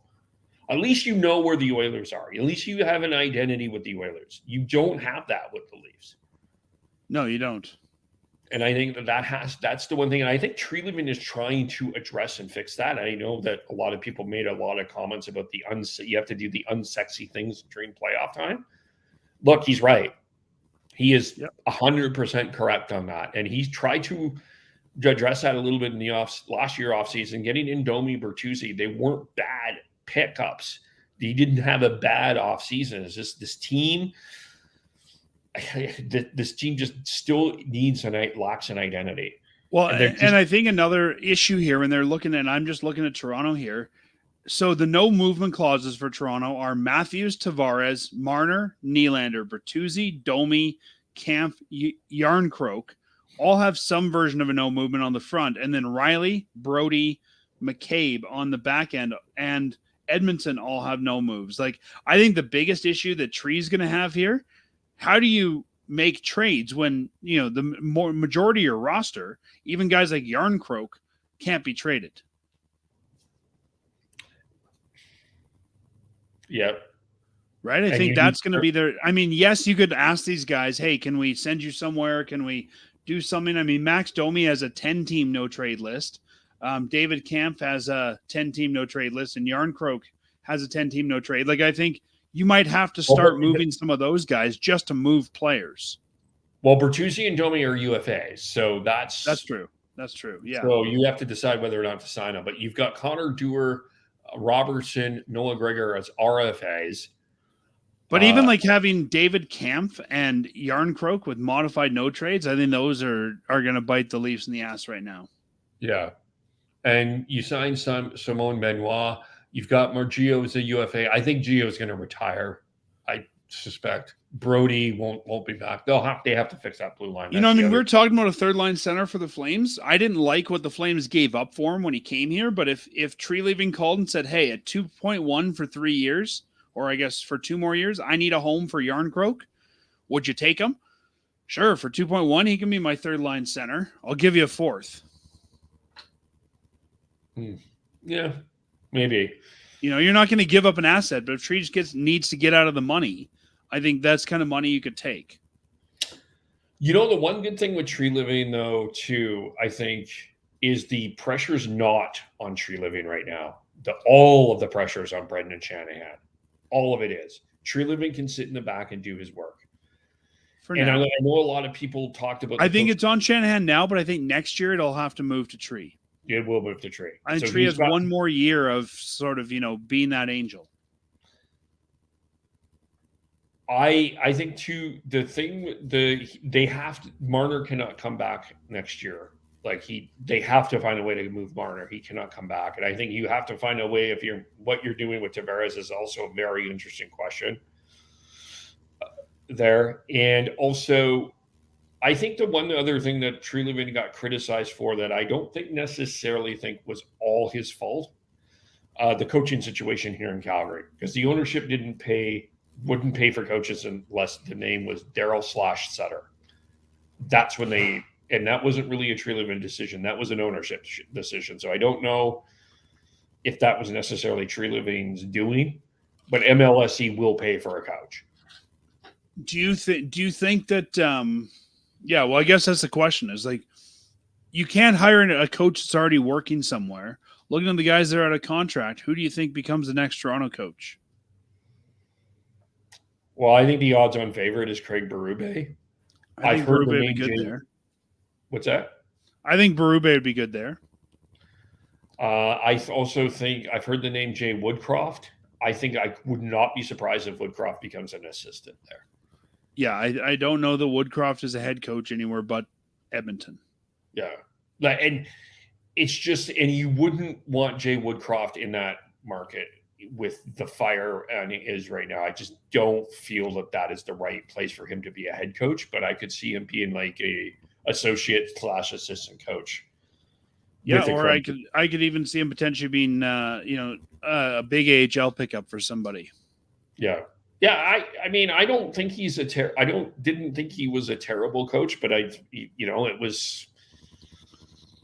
think he's probably better in a situation where your team is developing and your team is contending. That's kind of where I agree. Just like Huska, right? I think he's a great coach while his team's developing. Yeah. And then do you see Sheldon Keefe, let's say, joining the NHL coaching rotation? Like there's some guys that coach and you never see them again, right? They've had that one job, like say Jeff Ward gets one job and he's back to being an assistant, or he's just never in the league, or he goes back to another league. Do you think that Keefe is a sought-after coach at this point? Let me break this down. Do you think Sheldon Keefe is an NHL coach starting next season? I could see him in New Jersey. And then after that, do you think that, I guess, he gets another job after New Jersey? Because this is a guy you think is a regular in the NHL?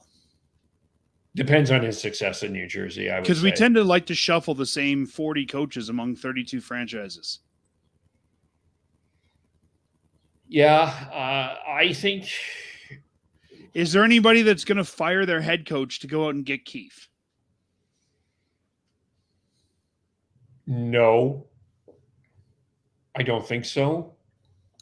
But it's fascinating to me because I think the right move, it's time to change Keefe. But I also think that Keefe got almost too much of the blame in Toronto for what happened. I think there's a lot of things going on in there in Toronto, and it's easy to point Keefe and Marner as the three. There's a lot of things that were problems in Toronto. And he almost pulled it off. He almost pulled it. Somebody's got to take the fall, though, right? Yeah, and he had to. It was the right thing. I mean, if you're a rebuilding team, even like a New Jersey, and you could bring in, say, Keefe as your head coach and Woodcroft as your associate, I think you've got a strong start to a coaching staff. Yeah.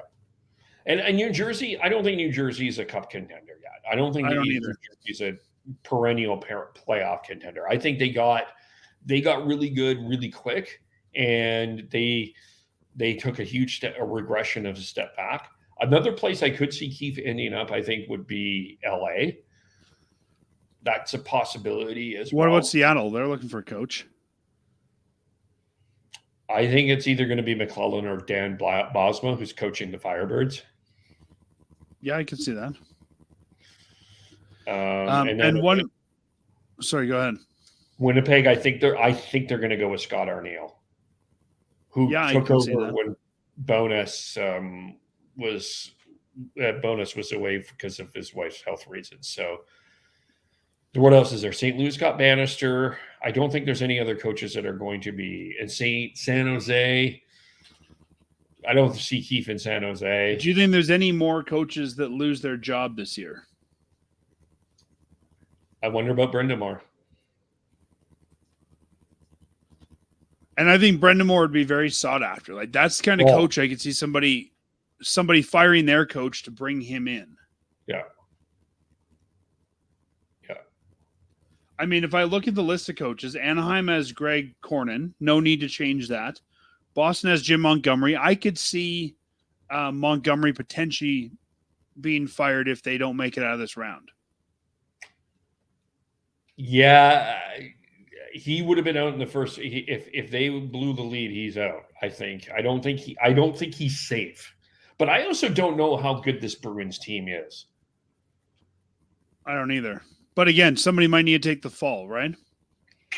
Buffalo has Lindy Ruff, and I'm not sure Lindy Ruff's the right coach for that young group. That's another team I could see making a change if a guy like Keefe is available or somebody like that, or even Brind'Amour.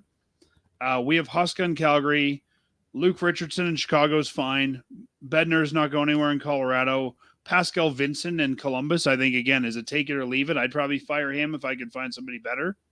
Well, they still need to find a GM. They do, yeah. And the GM will probably want to bring in the coach. Dallas has Peter DeBoer. He's not going anywhere. Derek Lalonde, I think, is safe in Detroit. Edmonton, Chris Knobloch, I think, is going to stick around. Maurice in Florida, I don't think is in trouble. Jim Hiller in LA could be in trouble. John Hines in Minnesota, I think, is a take it or leave it. Montreal's not going anywhere from St. Louis. I don't think Nashville moves on from Burnett. Like you said, the Devils have a vacant spot. The Islanders just got Waugh. They're not going to move him already. Laviolette's not going anywhere. Travis Green in Ottawa is not going anywhere. Tortorella, I don't think is going anywhere. Unless Tortorella wants to go somewhere. Maybe, but I also don't know how many places want Tortorella. Yeah, that's true. Well, that's entirely fair. I think Tortorella is sort of like Daryl Sutter, right? There's not a lot of teams that want that kind of coach anymore. Although and I think Berube is the next generation of that kind of coach. Yeah, I think Tortorella is in trouble. I think Tortorella is on the hot seat to start the season next year, though. I agree, but in the offseason, I don't think that changes. Mike Sullivan, I don't think goes anywhere in Pittsburgh yet. Again, I think he'll be on the hot seat. The Sharks have a vacant coaching position. Bannister's in St. Louis. Seattle has a vacant coaching position. John Cooper, I don't think goes anywhere. Toronto has a vacant coaching position. Utah said they're going to retain their coach. Tocchet doesn't go anywhere. Cassidy doesn't go anywhere. I don't think Spencer Carberry goes anywhere, and the Jets need somebody. So there's, a handful of coaches that need a job. Yeah. I could see Heath. I mean, I think if Toronto ends up with Berube, there's still Dean Evason out there. I still think someone would want to take a crack at him. If I was Buffalo, I'd be taking a good long look at Dean Evason. I would too, but they went with Lindy Ruff. Yeah. I don't know. I mean, coaches are there to be hired to be fired, right? Yeah. I think I can see Evason ending up in Seattle as well. Yeah. I could see that. That would be a good fit there, actually. And going back to Toronto before we move away from that, what do you think? And I know fans have asked this. I don't think it's going to happen, but what do you think the likelihood is that Gio signs 1 year with the Flames to retire there? I think there's more of a chance that he signs a 1-day contract with the Flames and then retires. I agree. I think if he's done at the end of the year, he will retire a Flame. Yeah. They didn't play him in the playoffs. I think he knows he's done. The only way I could see him coming here is if he was willing to come back to Calgary because he loved it and willing to be that number 7/Wranglers 1 just because he wants to play. Yeah, I don't see him wanting to do that. No, I don't either. He needs a cup. He's not here to play for the Wranglers. But I don't know if he's going to get I don't know if anyone's going to hire him at this point at 40, who's a cup contender. No, unfortunately not. But that's what I'm saying. Like if he says, I want to play, it's either go play for, Buffalo or let's go back to Calgary and just play. I could see him taking Calgary. True. But I just don't see him playing anymore. No, I don't either. But that's the kind of guy you want in your organization, right? So even if he comes back here, signs the 1 day, again, he could be a great member of your coaching staff. So like we talked about earlier, guys that are here forever. I mean, he's one of those guys I could see. And Conroy's assembling his 04 buddies.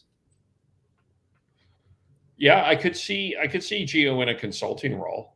I could see Gio in a consulting role. I could even see Gio in a coaching role if he wanted it. Yeah, eventually. I could see it. AHL coach or player development coach or something like that. Yeah. Playing days over. Coaching days. Scouting days, coaching days. Yeah. And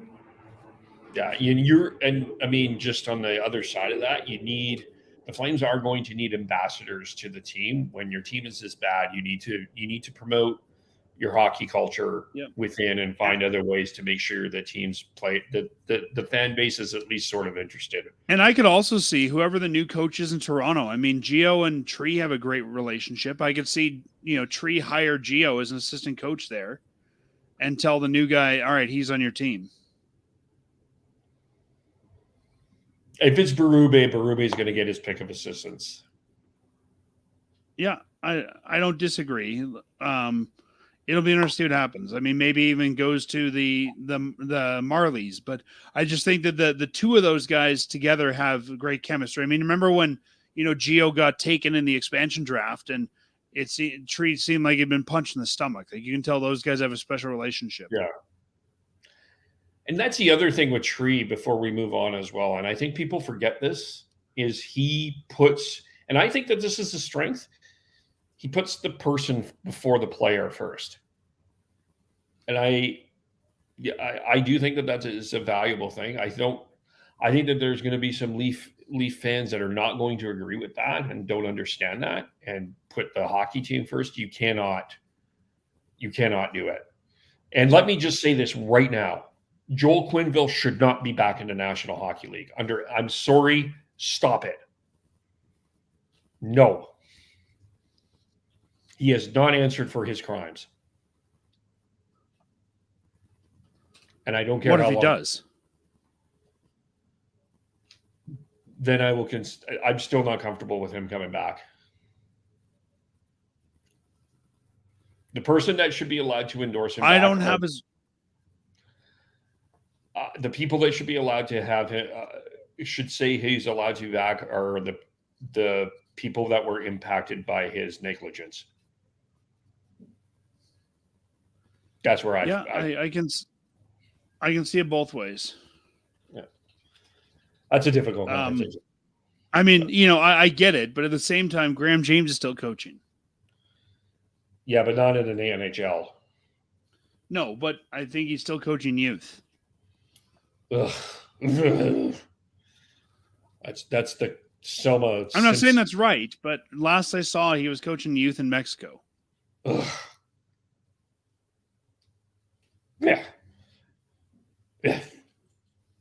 Yeah. Anyway, we'll move on. Tough turn. We take it. So you're a fan of your Utah, and you're off to buy your new Utah jersey, but it says Utah on it. And I go, is this PWHL team? Yeah, I guess it's the same thing, isn't it? Really, it's exact same thing, right? And they all sort of have unique colors, the same kind of striping with their city on the front.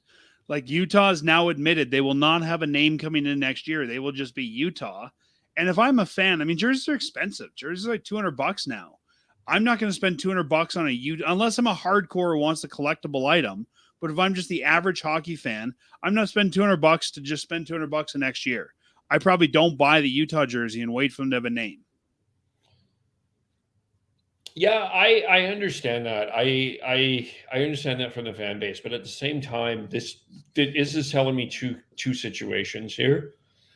I do think Ryan Smith is going to be and the Tour organization, I think while they're going to be aggressive, they're also going to be very thoughtful on what this team is before they start establishing who they are, and making some of these decisions that may need to be made or not.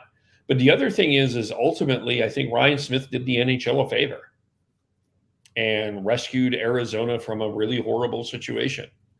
And I feel bad for the fans in Arizona, I really do. But it was an untenable situation, and I think the NHL owes Utah a little bit of a favor. Yeah, I think so. I mean, not only did he rescue them, but he paid full value for the team too, which what surprises me. Like, he paid over $1 billion for this team, which is full value. It's not like he got a discount for it. But I also think that he bought that team at the right time. Like, when I look at the Arizona roster for the last 5 years, they've got some interesting young pieces. Like, now's the time you can do something with that, and it doesn't just feel like you're buying a roster that just went through a 90s expansion draft. Yeah, that's true. It's a good roster. I mean, it's got enough young pieces that they can build into something in 5 years if they're smart. They don't need to make the playoffs next year. They probably don't even need to make the playoffs the year after that. Nope. It's probably they're in 2027. I think that he needs to start saying, okay. I think they're going to be on a similar trajectory to the Flames. Yeah. So have you looked at the 20 names that have been put out there for fans to select from? Let's have a look at them. Let's go through those names. Sure. So I'll give you the names, and you tell me if you think it's good, bad, etc. How does that sound? Okay. I guess number 1, the Utah Blast. No. The Utah Venom. No. I know there's Venom people sounds like a 90s expansion team name. Yeah. This is Venom. That's what the Utah Fury. No. The Utah Powder. God, no. You're going to get nose candy memes if that's your name. Yeah. The Utah Freeze. There'll be jokes about a few NHL players joining that team. Anyway, what? The Utah Freeze. No. The Utah Blizzard. Maybe. The Utah Ice. No. The Utah Frost. No. The Utah Glaciers. No. The Utah Hive. No. Utah is known as the Beehive State. Still no. The Utah Outlaws.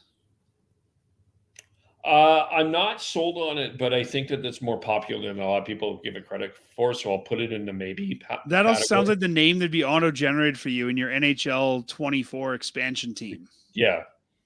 The Utah Swarm. It's not terrible. Don't mind it. The Utah HC for hockey club. I don't think that works in the NHL. The Utah Canyons. No. The Utah Mountaineers. Here, the Mountaineers, no. The Utah Squall. No, I don't know. People know what a squall is anyway. A squall is a sudden violent gust of wind or localized storm, especially one bringing rain, snow, or sleet. No. The Utah Caribou. No. They could buy the old Manitoba Moose logo if they wanted to. Yeah. The Utah Black Diamonds. No. The Utah Mammoth.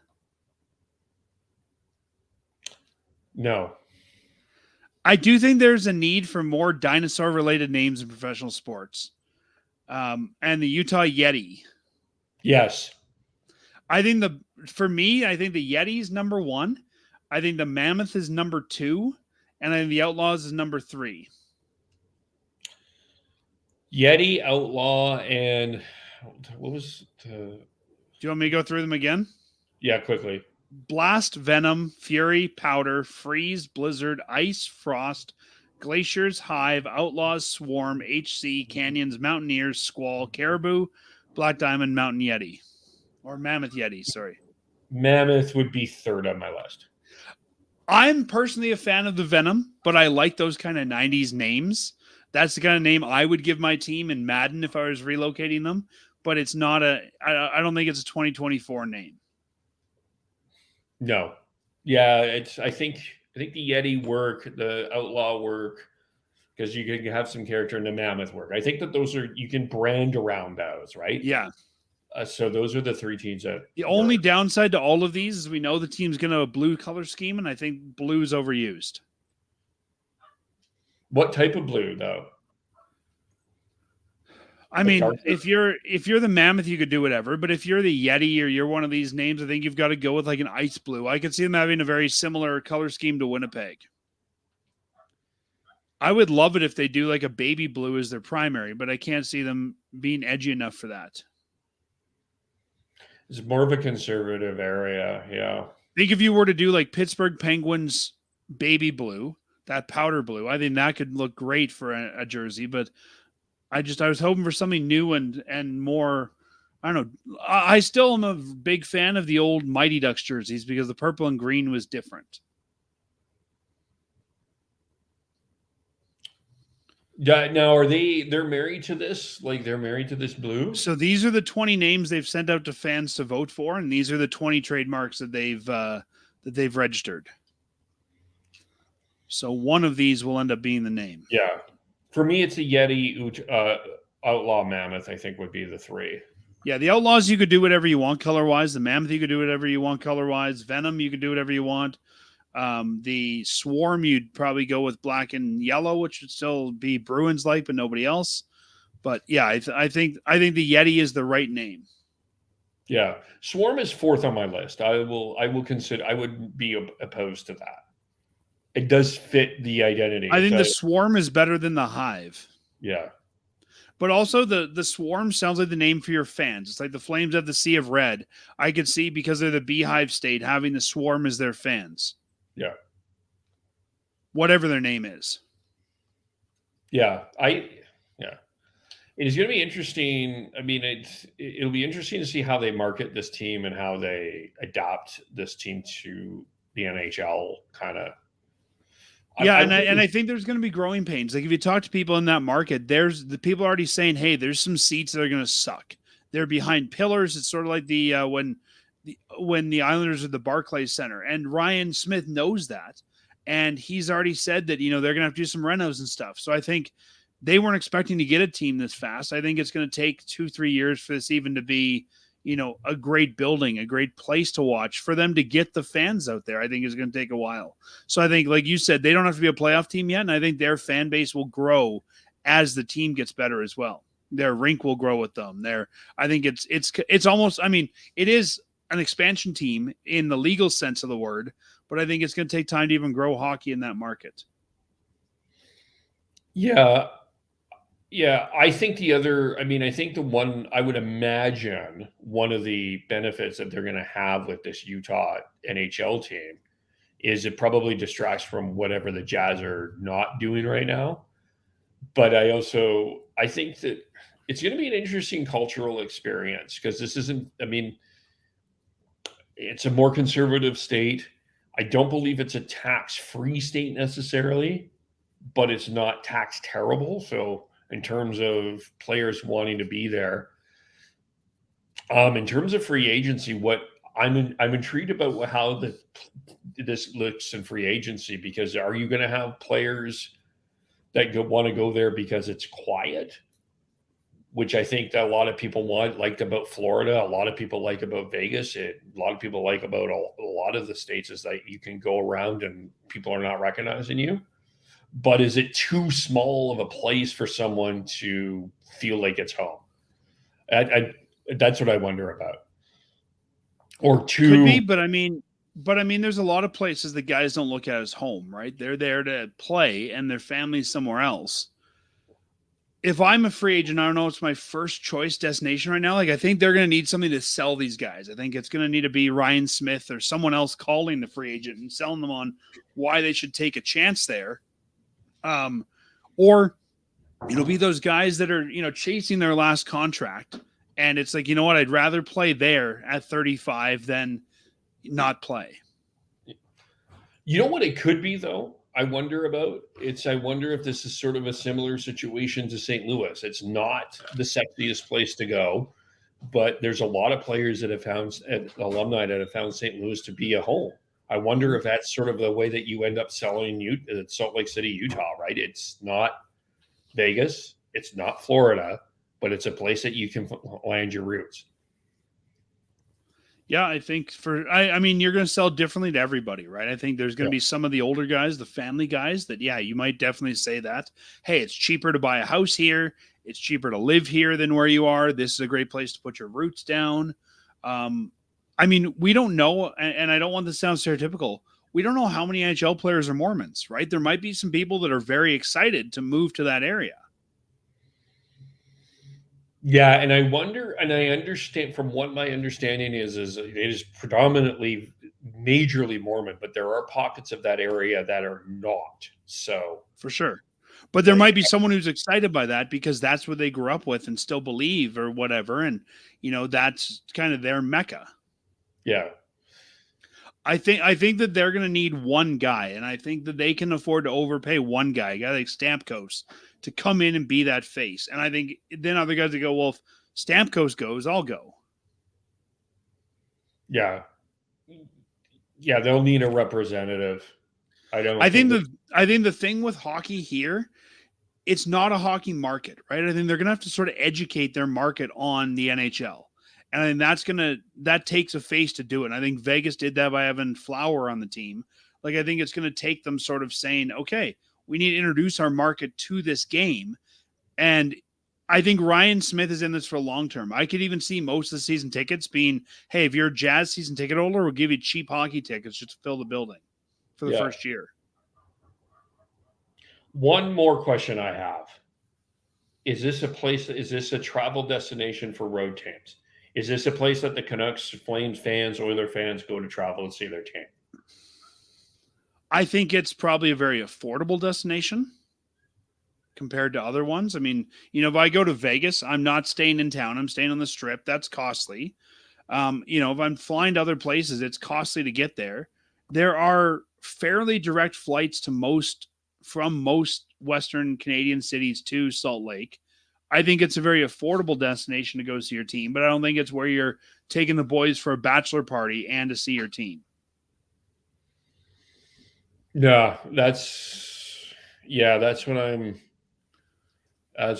mean, I imagine that the schedule will be a lot connected to Vegas, right? So you're kind of in that same sort of thing. They do, I mean, back in the day, even up till this year, right? The Flames would do their dad's trip where they would do the Vegas and Arizona and use as a golf destination, right? That was kind of, let's take the dads to go golfing.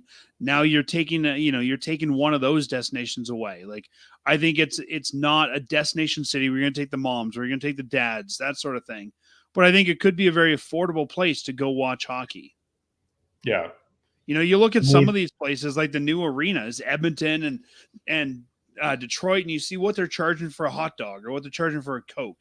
Like, if I'm already paying, American 30% to go watch my team in America, I think I might say, Salt Lake could be an affordable place to go see them. Yeah. Yeah.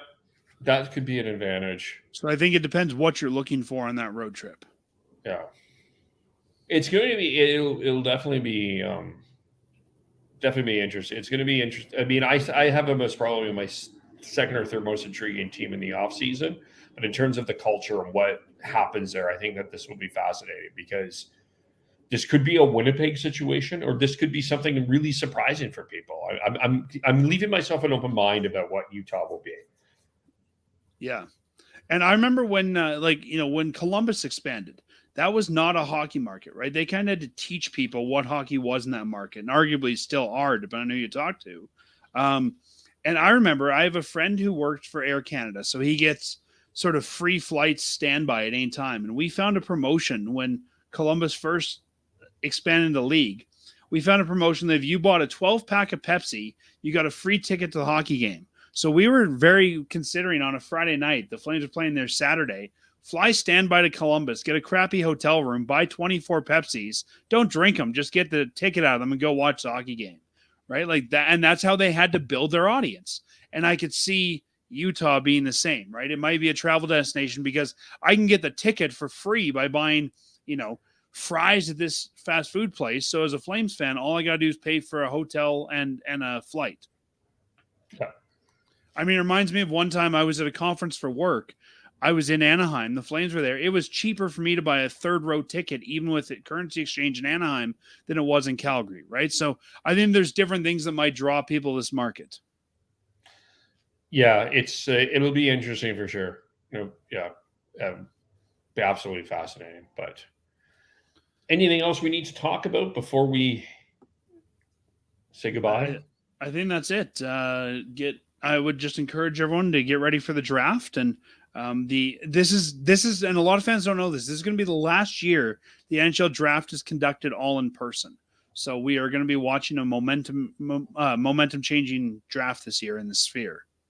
Yes, it's in the Sphere. I am I'm looking forward to the NFL style draft. I think that's going to be great for the NHL. I'm all for it. I think it's just a lot better than watching 962 people go up and say congratulations to all the teams. Thank you. But just stop. Just pick the player. Well, and again, if you're a place like Utah, right, I can see them wanting to have their own draft party, or a place like that that's trying to build up momentum. Calgary, let's bring all our season ticket holders and put them on the ice surface while we do our draft. Like, I think it'll create better fan interaction for the draft, but it's different. And as fans, we don't like difference. So if you enjoy the current draft format, enjoy this year. The NHL has been averse to change for years. They have, yep. Yeah. Well, in terms of Flames, this is going to be the last conversation for a while until we get into sort of closer to the draft, unless something breaks. But, it's typically in terms of trades, that doesn't happen until closer to the draft anyway. So I don't even think that they're allowed to start trading yet. Yeah, I don't think so either. I don't know. I think there's a trade freeze because they don't want teams in the playoffs acquiring players. Yeah. There's a coach. You can hire coaches. So I'm just looking it up. So you can trade with teams that aren't in the playoffs. But right now, if you're not in the playoffs, you're not going to make those deals yet. You want to wait until you have all your trade partners available. Yeah. And you kind of also want to see which way the Flames, which way the wind blows in terms of Stanley Cup champion. Yeah, and you can trade with playoff teams, but then the player they take is not eligible. Yeah. So no one's going to make a deal for a guy they can't use. Yeah. Anyway, but you're right. I mean, we're in that kind of calm before the storm right now for all non-playoff teams. Yeah. So we will be back closer to in terms of Flames conversation, we will be back closer to the draft for that. But for the Canucks, of course, we'll continue to go weekly, especially as long as they're in this, which will, in my opinion, get into the third round. But Dan does not have the same faith, but that's okay. But Dan, tell us a little bit about what's the plan for Fireside Chat. Fireside Chat is like you guys. We're on a bit of a hiatus. We'll be returning in sort of probably early to mid-June as we'll be doing what we usually do and profiling the players that are around that 9th pick that the Flames could take. So if you're interested in hearing about some players and learn a little bit more about them, definitely tune into that. Follow us on social media or at firesidechat.ca and we'll let you know when that's coming. We're also currently finishing up the planning for potentially doing a live first round draft show.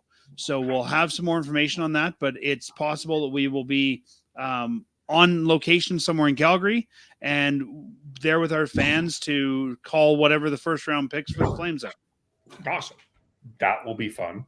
For us, we will be back Monday to recap the first 3 games of this Oilers-Vancouver series. And then keep an eye out for that. Dan, and just thank you for coming in. I know you're a busy human being. You've got a lot of other things going on. And it's funny, and you probably find this too, right? You keep this time available during the hockey season, and the hockey season's over, and it's like, okay, now I got a bunch of other stuff to do. Yeah. Now you're break. Oh, wait, I got other stuff. Yeah. Well, that's it. Now my friends are like, hey, you're not podcasting. Come do this or come do that. And yeah.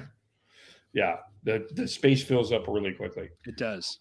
But you follow Fireside Chat. Again, you can follow in terms of us, follow Sean Beardy Canuck 03, Tyler TNOBLE, Chris Schneids SCHNEIDZ. I am KEVOLE. Devin still around. Gord Howe 09.